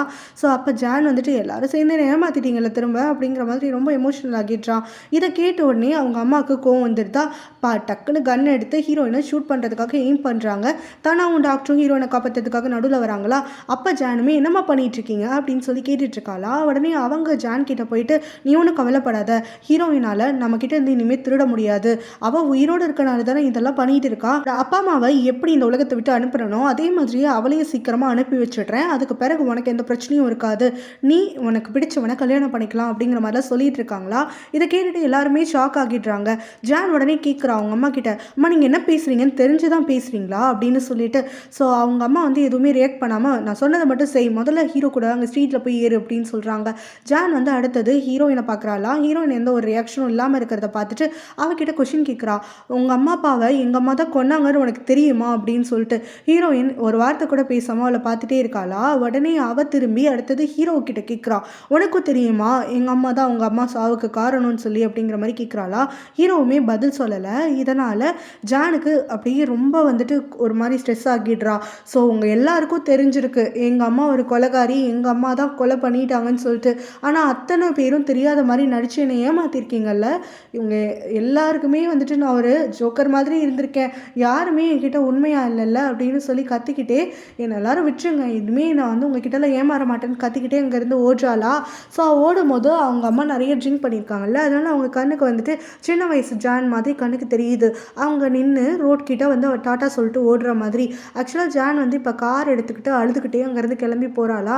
எல்லாரும் என்னை ஏமாற்றிட்டாங்க, எல்லாரும் எனக்கு உண்மையாகவே இல்லை, ஒருத்தர் கூட என்கிட்ட உண்மையை சொல்லலை அப்படின்னு சொல்லி புலம்பிக்கிட்டே அழுதுகிட்டே போகிறாளா. ட்ரிங்க் பண்ணியிருக்க ஜானுடைய அம்மாவுக்கு சின்ன வயசு ஜான் ஞாபகம் வரா. அப்படியே அவங்க மயக்க போட்டு கீழே விழுந்துடுறாங்க. ஸோ இந்த பக்கமாக ஹீரோயின் அழுதுட்ருக்கா. ஒரு வழியாக எல்லா பிரச்சனையும் முடிஞ்சிச்சுங்கிற மாதிரி நினச்சி அவளை ஹக் பண்ணிகிட்டு இருக்கானா. அவளும் ஜானை பார்க்கணும் அப்படின்னு சொல்லி கத்திட்டு இருக்கா. ஜான் பார்த்தோன்னா கோவத்தில் அழுதுகிட்டே வந்து கார் டிரைவ் பண்ணி போயிட்டுருக்கா. ஒருத்தர் கூட என்கிட்ட உண்மையாக இல்லை, எல்லாரும் என்கிட்ட எல்லாத்தையும் மறைச்சிட்டாங்க அப்படின்னு சொல்லி அழுதுகிட்டே போயிட்டுருக்காளாம். அப்போ கண்ணா பின்னா ட்ரைவ் பண்ணதெல்லாம் அங்கே அவளுக்கு ஆக்சிடென்ட்டும் ஆகிடுது. ஸோ இப்போ ஜான் வந்து கண் விழிக்கும் போது பார்த்தா அவள் ஒரு ஆம்புலன்ஸில் இருக்கா. கூட ஹீரோயினும் இருந்துட்டுருக்காங்க. ஹீரோயின் பயங்கரமாக திரும்பி அழுதுட்ருக்காளாம். அப்போ ஜான் ஹீரோயினை பார்த்துக்கிட்டே அவள் நிஜமாவே உண்மையானவ தான், அவள் எதுவுமே வந்து தங்கிட்ட இருந்து எடுத்துக்கல, அவள் தன்னை வேணும்னே ஹர்ட் பண்ணலை அப்படிங்கிற மாதிரி ஜான் வந்து யோசிச்சு பார்க்குறா. அவங்களுடைய சின்ன வயசு மெமரிஸ் எல்லாம் ரீகால் பண்ணி பார்க்குறா. முதல்ல அவள் வீட்டுக்குள்ளே வந்ததுலேருந்து ஹீரோயின் எப்படி அவளோட டாய்ஸ் எல்லாம் இவளுக்கு கொடுத்தா, அப்புறம் அவங்க 2 பேரும் டீனேஜ் சமயத்தில் ஜானுக்கு வந்து அவள் புதுசாக ட்ரெஸ் பண்ணி அழகு பார்த்தது, அதுக்கப்புறம் ஜானுக்கு மேக்கப் பண்ணுறதுக்காகன்னு சொல்லிட்டு இவ தனியாக வந்து பல முறை ஜான் கூட ஃபனியாக வந்து நடந்துக்கிட்டது அப்படிங்கிற மாதிரி எல்லாத்தையுமே ரீகால் பண்ணி பார்த்துட்டு தனக்கு உண்மையான பாசம் ஹீரோயின் கிட்ட தான் கிடைச்சிருக்கு அப்படிங்கிற மாதிரி அவளுடைய சீக்ஸை அப்படியே கை வைக்கிறாளா. அடுத்த நிமிஷம் பார்த்தா ஜானுடைய உயிர் பிரிஞ்சிடுது. ஹீரோயின் பயங்கரமாக அலறி துடிச்சிட்டு இருக்கா. ஆனால் ஃபியூனரல்லாம் அடுத்த சீனில் முடியுதா. ஸோ அப்போ பார்த்தோன்னா இப்போ ஜானுடைய அம்மா வந்து இவங்க மென்டலி கொஞ்சம் சிக் ஆகிட்டாங்க. ஸோ இப்போ இவங்களுக்கு ஜானை தவிர லைஃப்பில் எதுவுமே இல்லைன்னு நினைக்கிறாங்களா. ஜானோட ஃபோட்டோ வச்சுட்டே உட்காந்துட்டு இருக்கும் போது ஹீரோயின் அதை வாங்குறா. நீங்கள் போய் ரெஸ்ட் எடுங்க ஆண்டி அப்படின்னு சொல்லிட்டு அவங்க ஹீரோயினை கோவமாக முறைச்சி பார்க்குறாங்க. அப்போ ஜான் வந்துட்டு சாரி ஜான், என்னால் உன்னை பார்த்துக்க முடியல அப்படின்னு சொல்லிக்கிட்டே ஹீரோயினை பார்த்துக்கிட்டே வந்து திட்டுறாங்க. இங்கே பக்கத்தில் இருக்கால, இவளை நம்பாத, இவ ரொம்ப மோசமானவ, அவளும் சரி அவங்க அம்மாவும் சரி, நம்மளுக்கு செய்ய வேண்டிய திங்ஸ் எல்லாம் இவங்க நம்ம கிட்டேருந்து ஸ்டீல் பண்ணிகிட்டே தான் இருப்பாங்க, இவளை மட்டும் நம்பாத அப்படின்னு சொல்லி ஹீரோயினை பற்றி சொல்லிக்கிட்டு அந்த ஃபோட்டோவை ஹேக் பண்ணிக்கிட்டே உட்காந்துருக்காங்களா. ஸோ ஹீரோயினுக்கு இப்போ நல்லாவே தெரியுது அவங்க வந்து எமோஷ்னலாகவும் சரி மென்டலாகவும் சரி ரொம்ப அஃபெக்ட் ஆகிட்டாங்க அப்படின்னு சொல்லிட்டு ஹீரோயின் அதுக்கப்புறமா அங்கே இருக்கக்கூடிய சர்வன்ஸ் எல்லாம் வச்சு அவங்கள எப்படியோ கன்வின்ஸ் பண்ணி ரெஸ்ட் பண்ணுறதுக்காக ரூமுக்குன்னு அனுப்பி விட்டுடுறா. அவளும் அங்கே இருக்கக்கூடிய ஜானோட ஃபோட்டோ, அவங்க அப்பா அம்மா ஃபோட்டோ எல்லாம் பார்த்து ரொம்பவே எமோஷனல் ஆகிட்டு இருக்கா. ரொம்ப கில்ட்டியாக ஃபீல் பண்ணுறேன், நான் ஜெயிச்ச மாதிரி எனக்கு சந்தோஷம்லாம் கிடையாது, நான் எப்போல்லாம் வந்து வின் பண்ணுறனோ அப்போல்லாம் ஒருத்தராக வந்து பறி கொடுத்துக்கிட்டு இருக்கேன். ஸோ ஜானுக்கு இப்போல்லாம் ஆயிருக்கக்கூடாது, இது எதையுமே நான் முன்னாடி ஸ்டார்ட் பண்ணியிருக்கவே கூடாது அப்படின்னு சொல்லிட்டு கொஞ்சம் பிரேக் ஆகிட்டு அப்படியே அவங்களுக்கு முன்னாடி அழுதுட்ருக்கா. அதுக்கப்புறம் ஹீரோயினும் வந்து தனியாக பேசிகிட்டு இருக்காங்களா. ஹீரோவில் ஹக் பண்ணிக்கிட்டு பேபி மம்மாவையும் நல்லா பார்த்துப்பேன் அப்படிங்கிற மாதிரியெல்லாம் சொல்லிட்டு இருக்கான். அப்போ ஹீரோயினும் நான் என்னோட வீட்டுக்கு திரும்பி போகிறேன், ஆன்ட்டி வேற இப்படி இருக்காங்க, அதனால் நான் தான் பார்த்தாகணும், அப்பா அம்மாவுக்கு வேற ப்ராமிஸ் பண்ணியிருக்கேன் வீட்டுக்கு திரும்ப வருவேன்னு சொல்லிட்டு அப்படிங்கிற மாதிரிலாம் சொல்லிட்டு இருக்கும்போது சரி அதுக்கே என்ன நீ போய்க்கோ, இங்கேயும் நம்ம போய் மாறிட்டு இருந்தால் சரி வராதில்ல, அதனால் நானும் உன் கூடவே வந்துடுறேன், அம்மா வீட்டுக்கு வரப்போ மட்டும் நான் அந்த வீட்டுக்கு போய்க்கிறேன் அப்படிங்கிற மாதிரி சொல்லிட்டு இருக்கானா. ஹீரோயினும் இல்லை நான் மட்டும்தான் இந்த வீட்டில் இருக்க போகிறேன் அப்படின்னு சொல்கிறா. நீ என்ன சொல்கிற எனக்கு புரியல அப்படின்னு சொல்லிட்டு நம்ம ஹீரோ கேட்கும் போது நம்ம 2 பேரும் முன்னாடி டிஸ்கஸ் பண்ண மாதிரி தான், என்னால் தான் எல்லாருக்குமே பிரச்சனை, என்னால் தான் இவ்வளோ பேரை வந்துட்டு இழந்திருக்கிறதுக்கு காரணமாக இருந்திருக்கேன், அதனால் நான் வந்து ஒரு சந்தோஷமான லைஃப் வந்து லீட் பண்ணுறதுக்கெலாம் இப்போதைக்கு ரெடியாக இல்லை. ஸோ நம்ம வந்து குழந்தைக்கு அப்பா அம்மாங்கிறதுல எந்த ஒரு மாற்றமும் இல்லை, குழந்தைக்கு பெஸ்ட்டானதை நம்ம கொடுப்போம், பட் நம்ம 2 பேரும் சேர்ந்து இருக்க போகிறதில்ல, நீ உன் வீட்டில் இருந்துக்கோ, நான் என் வீட்டில் இருந்துக்கிறேன், நம்மளுடைய அக்ரிமெண்ட்டை இதோட முடிச்சுக்கலாம், அக்ரிமெண்ட் படி என்னுடைய வேலையெல்லாம் முடிஞ்சிடுச்சு, ஸோ நாம் 2 பேரும் பிரியறதுக்கான டைம் வந்துருச்சு அப்படிங்கிற மாதிரி சொல்லிட்டு அங்கே ஹீரோ சொல்ல கேட்காம அவள் கிளம்பிடுறான். அவன் டாக்டரும் இப்போ டேட் பண்ணிட்டு இருக்காங்கல்ல, தானா வந்து ஒரு பெரிய ஒரு ஸ்கிட்டெல்லாம் வந்து ஹாஸ்பிட்டலுக்குள்ளே பெர்ஃபார்ம் பண்ணி அவங்களுக்கு சூப்பராக ப்ரொப்போசல்லாம் பண்ணுறான். அந்த டாக்டரும் அவனுடைய ப்ரொப்போசலை அக்செப்ட் பண்ணிக்கிறாங்க. ஸோ முறையாக இவங்க 2 பேரும் வந்து இப்போ தான் ஸ்ட்ரெயிட் ஃபார்வர்டாக அவங்களோட லவ்வே கன்ஃபர்ஸ் பண்ணுறாங்க. என்னோட ஆன்ட்டி இப்போ ட்ரீட்மெண்ட்டில் இருக்காங்களா, ஸோ அவங்க வந்து அப்பப்போ ஏதாவது ஹாலுசினேட் பண்ணிட்டு கத்திகிட்டே இருப்பாங்க, ஆபத்து வருது அது இதுன்னு சொல்லிட்டு. ஸோ அப்படி ஒரு முறை வந்து அவங்க மெடிக்கேஷனில் இருக்கும் போது தான் அங்கே பிரேம் வந்து கத்தியோட அவங்கள அட்டாக் பண்ணுறதுக்காக வந்திருக்கான். ஸோ இதை பார்த்துட்டு அவங்க பயங்கரமாக கத்துறாங்க. அதில் இருக்கக்கூடிய பிரேமோட அக்காவும் பேங்கும் வந்துட்டு கிச்சனில் குக் பண்ணிட்டு இருக்காங்களா. அப்போ அந்த ஆன்ட்டியும் நான் போயிட்டு அவங்களுக்கு என்னாச்சுன்னு பார்த்துட்டு வரேன்னு சொல்கிறாங்க. அப்போ பேங்கும் அதெல்லாம் இல்லை ஆண்டி, நீங்கள் இங்கே இருங்க, அவங்க சும்மா கத்துறது தானே, எப்போவும் தான் நம்மளுக்கு வழக்கமாச்சு, அப்புறம் என்ன போய் பார்த்து ஏமாந்துட்டு தான் வரணும் அப்படிங்கிற மாதிரி சொல்கிறா. அவங்களும் இல்லை நான் போய் ஒரு தடவை பார்த்துட்டு வந்துடுறேனே அப்படின்னு சொல்கிறாங்க. அதெல்லாம் ஒன்றும் வேண்டாம், நீங்கள் வேலையை பாருங்கள், அவங்களே கொஞ்ச நேரத்தில் காம் ஆகிடுவாங்க அப்படின்னு சொல்லி இவங்களை ஸ்டாப் பண்ணிடுறா. ஸோ அதுக்கப்புறமா இவங்க வந்து மனசு கேட்காமலே இவ சொல்கிறத கேட்டுட்டு ஒர்க் பண்ணிட்டு இருக்காங்களா. அப்போ அந்த சைடு சீன் அப்படியே மாறுது. பார்த்தா அவனோட ஆன்ட்டியும் பிரேம் கிட்டேருந்து தன்னை ப்ரொடெக்ட் பண்ணிக்கணும்னு சொல்லி அவங்க கூட சண்டை போட்டு அந்த கத்தியை பிடுங்கிடுறாங்க. ஸோ 2 பேரும் மாற்றி ஒரே கத்தியை வச்சே குத்திக்கிட்டு அங்கே ஒரே இடத்துல வந்து இறந்தும் போயிடுறாங்க. ஸோ இப்போ அந்த இடத்துக்கு பேங் வந்துட்டு இந்த ஆன்ட்டிக்கு ஸ்நாக்ஸ் எடுத்துகிட்டு வரேன்னு சொல்லி வராளா. ஸோ இவங்க இருக்கக்கூடிய நிலைமையை பார்த்துட்டு அப்படியே பிளேட்டை ட்ராப் பண்ணிவிட்டு அவாட்டுக்கு அலற பயந்து அடிச்சுட்டு பிரேமுடைய அக்கா அந்த நாள் ஆன்ட்டி ஓடி வராங்க. அங்கே இருக்கக்கூடிய இவங்களை பார்த்து பார்த்து அவங்க அப்படியே பிரேக் ஆகிடுறாங்க. ஸோ என்னோட தம்பியை நான் இப்படி தான் பார்க்கணுமா அப்படின்னு சொல்லிட்டு பிரேமை பிடிச்சிக்கிட்டு பயங்கரமாக தேம்பி தேம்பி அழுதுட்ருக்காங்களா. அதுக்கப்புறம் இவங்களுக்கும் நம்ம ஹீரோயின் ஃபியூனரல் வந்துட்டு வைக்கிறா. ஸோ அதுக்கப்புறமா இப்போ அவங்க ஆன்டி ஃபோட்டோவை வச்சு அவங்களுக்கு முன்னாடி இவன் மன்னிப்பு கேட்டுட்ருக்கா. நீங்கள் நிறையா தப்பு பண்ணிட்டீங்க தான், இப்போ எங்கள் அப்பா அம்மா கிட்டே போயிட்டீங்க, அதனால் உங்களுக்குள்ளே நீங்கள் எல்லாத்தையும் சார்ட் அவுட் பண்ணிக்கோங்க. ஆனால் உங்களுடைய இந்த நிலைமைக்கு நானும் ஒரு காரணமாகிட்டேன், அதுக்காக நான் உங்ககிட்ட பெருசாக மன்னிப்பு கேட்டுக்கிறேன் அப்படிங்கிற மாதிரியெல்லாம் அவங்க ஃபோட்டோவுக்கு முன்னாடி நின்று பேசிகிட்டு இருக்கா. அதுக்கப்புறமா இப்போ பிரேம் மட்டும்தான் அவங்களோட ஃபேமிலின்னு இருந்த அந்த ஆன்ட்டிக்கு இவ ஹக் பண்ணி ஆறுதலும் சொல்லிட்டு இருக்கா. ஸோ நம்ம எல்லாருமே உங்களுக்காக தான் இருக்கோம், நீங்கள் யாரும் இல்லைன்னா நினச்சிக்காதீங்க அப்படின்னு சொல்லிட்டு கொஞ்சம் மந்த்ஸ் ஆகிட்ட மாதிரி. ஸோ இப்போ பார்த்தோன்னா ஹீரோயினுக்கு ஹீரோவுடைய அம்மா வந்து பண்ணி கொடுத்த ப்ராமிஸ் ஞாபகம் வருது. இந்த வீட்டை நீ எடுத்துக்கோ, ஏன்னா என் பையன் உன்னை லவ் பண்ணுறான், என் பையனுக்கு பிடிச்ச இந்த வீட்டில் நீ அவனோட வாழணும் அப்படின்னு சொல்லியிருப்பாங்கல்ல. ஸோ அதெல்லாத்தையும் ரீகால் பண்ணி பார்த்துட்டு இப்போ வரா. ஆனால் அந்த பெரிய வீட்டுக்கு இல்லை, அவள் முன்னாடி வாழ்ந்துருப்பாள்ல அந்த சின்ன வீட்டுக்கு. அப்போ கரெக்டாக ஹீரோ கிட்டேருந்து இவளுக்கு ஒரு மெசேஜ் வருது. அந்த மெசேஜ் வந்துட்டு ரொம்ப பெருசாக இருக்குது. அது வந்து நான் சுருக்கமாக சொல்லிடுறேன். பேசிக்காக ஹீரோயின் எடுத்த டெசிஷனில் இவனுக்கு உடன்பாடு கிடையாது, இந்த மாதிரி பிரியணும்னு சொன்னது. ஸோ ஒரு நாளும் வந்துட்டு அவன் டைம் எடுத்து யோசித்தப்போ, ஹீரோயினோட பாயிண்ட்லேருந்து யோசித்தப்போ அவள் பண்ணது சரிதான்னு சொல்லி அவனுக்கு பற்றுக்கு. ஸோ இப்போ அவனால் பண்ண முடிஞ்சதெல்லாம் அவளுக்கு ஸ்பேஸ் கொடுக்கறது, டைம் கொடுக்கறது மட்டும்தான். எனக்காக இருந்தாலும் ஹீரோயின் திரும்பி வருவா அப்படிங்கிற அந்த நம்பிக்கையோட தன்னோட காதலோட தான் காத்துட்ருக்கிறதாக வந்து அந்த மெசேஜில் சொல்லியிருக்கான். ஸோ இது வந்து ரொம்ப லென்த்தியாக இருக்கும், நான் சின்னதாக சொல்கிறேன். ஸோ இந்த மாதிரியெல்லாம் சொல்லியிருக்கான். கூடவே அவங்க 2 பேரும் வாழ்ந்த அந்த வீட்டுக்கு வந்துட்டு அவன் டெய்லி அவளோட வருகைக்காக காத்துட்ருக்கிறதாகவும் சொல்லியிருக்கான். இவன் இந்த மெசேஜை வாசிச்சுட்டு ரொம்ப எமோஷனல் ஆனதுக்கு பிறகு திரும்புகிறாளா, பார்த்தா ஹீரோ வந்து நின்றுட்டுருக்கான். நான் டெய்லியுமே இங்கே வந்துட்டுருக்கேன், நீ வருவன்ற நம்பிக்கையில் இன்னைக்கு தான் உனக்கு வழி தெரிஞ்சிருக்க போல அப்படின்னு சொல்லிட்டு.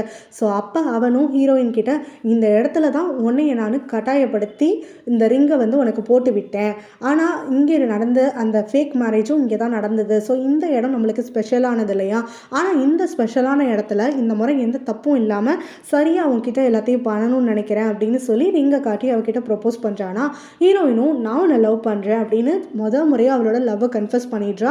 அந்த ரிங்கை அவன் போட்டு விட்டுட்டு அவளை டைட்டாக ஹக் பண்ணிக்கிறானா. அதுக்கப்புறம் தான் சொல்கிறான், இந்த மாதிரி இப்போ தான் நீ என்கிட்ட முறையாக உன்னோட லவ்வை கன்ஃபஸ் பண்ணியிருக்க அப்படின்னோடனே நான் எப்போ பாரு கன்ஃபியூஸ்டாகவே இருந்தேன், என்னோட ஃபீலிங்ஸோ இல்லை எதையுமே என்னால் சார்ட் அவுட் பண்ண முடியாத ஒரு ஸ்டேட்டில் இருந்தேன், அதனால தான் உன்கிட்ட நான் அதை சொல்லலை, தெளிவாக இருக்கும் போது தான் சொல்லணும்னு இருந்தேன் அப்படிங்கிற மாதிரி சொல்கிறான். ஸோ இவங்களுடைய இந்த கன்ஃபெஷன் எல்லாம் இவங்களுடைய ஒரு ஸ்வீட் கேஸோட முடியுதா. அடுத்த சீன் பார்த்தோம்னா ஹீரோவும் அவங்களுடைய ஃப்ரெண்ட்ஸை மட்டும் கூப்பிட்டு வச்சு ஒரு வெட்டிங் வந்து பெர்ஃபார்ம் பண்ணுறாங்க, ப்ராப்பரான வெட்டிங். ஸோ அந்த வெட்டிங் எல்லாம் இவங்க பயங்கரமாக செலிப்ரேட் பண்ணிகிட்ருக்காங்க. அடுத்தது தானாக்கும் டாக்டருக்கு தான் கல்யாணம் ஆக போகுது அப்படின்னு சொல்லி இவங்க எல்லோரும் டீஸ் எல்லாம் பண்ணிகிட்டு இருக்காங்க. ஸோ இந்த வெட்டிங்க்கு பிறகு கொஞ்சம் மாதத்துக்கு அப்புறம் அப்படின்னு ஸ்டோரி கண்டினியூ ஆகுதா. பார்த்தாக்க இவங்களுடைய அந்த வெட்டிங் ஆல்பம் அப்புறம் ப்ரெக்னென்சி ஆல்பம் எல்லாம் உட்காந்து ஃபோட்டோஸ் எல்லாம் பார்த்துட்ருக்காங்க. யார் பார்த்துட்ருக்கான்னு கேட்டால் ஹீரோவுடைய குட்டி பேபி தான். அந்த குட்டி பேபி ஆல்பம் எல்லாம் பார்த்துட்ருக்கா. ஸோ ஹீரோயின் வந்து இந்த ஆல்பத்தை எத்தனை தடவை தான் பார்ப்பேன் அப்படின்னு கேட்டுக்கிட்டே அந்த ஆல்பத்தை பார்த்து லைட்டாக ஸ்மைல் பண்ணிகிட்ருக்கா. இதோட இந்த ட்ராமா சூப்பராக முடியுது. பாய்.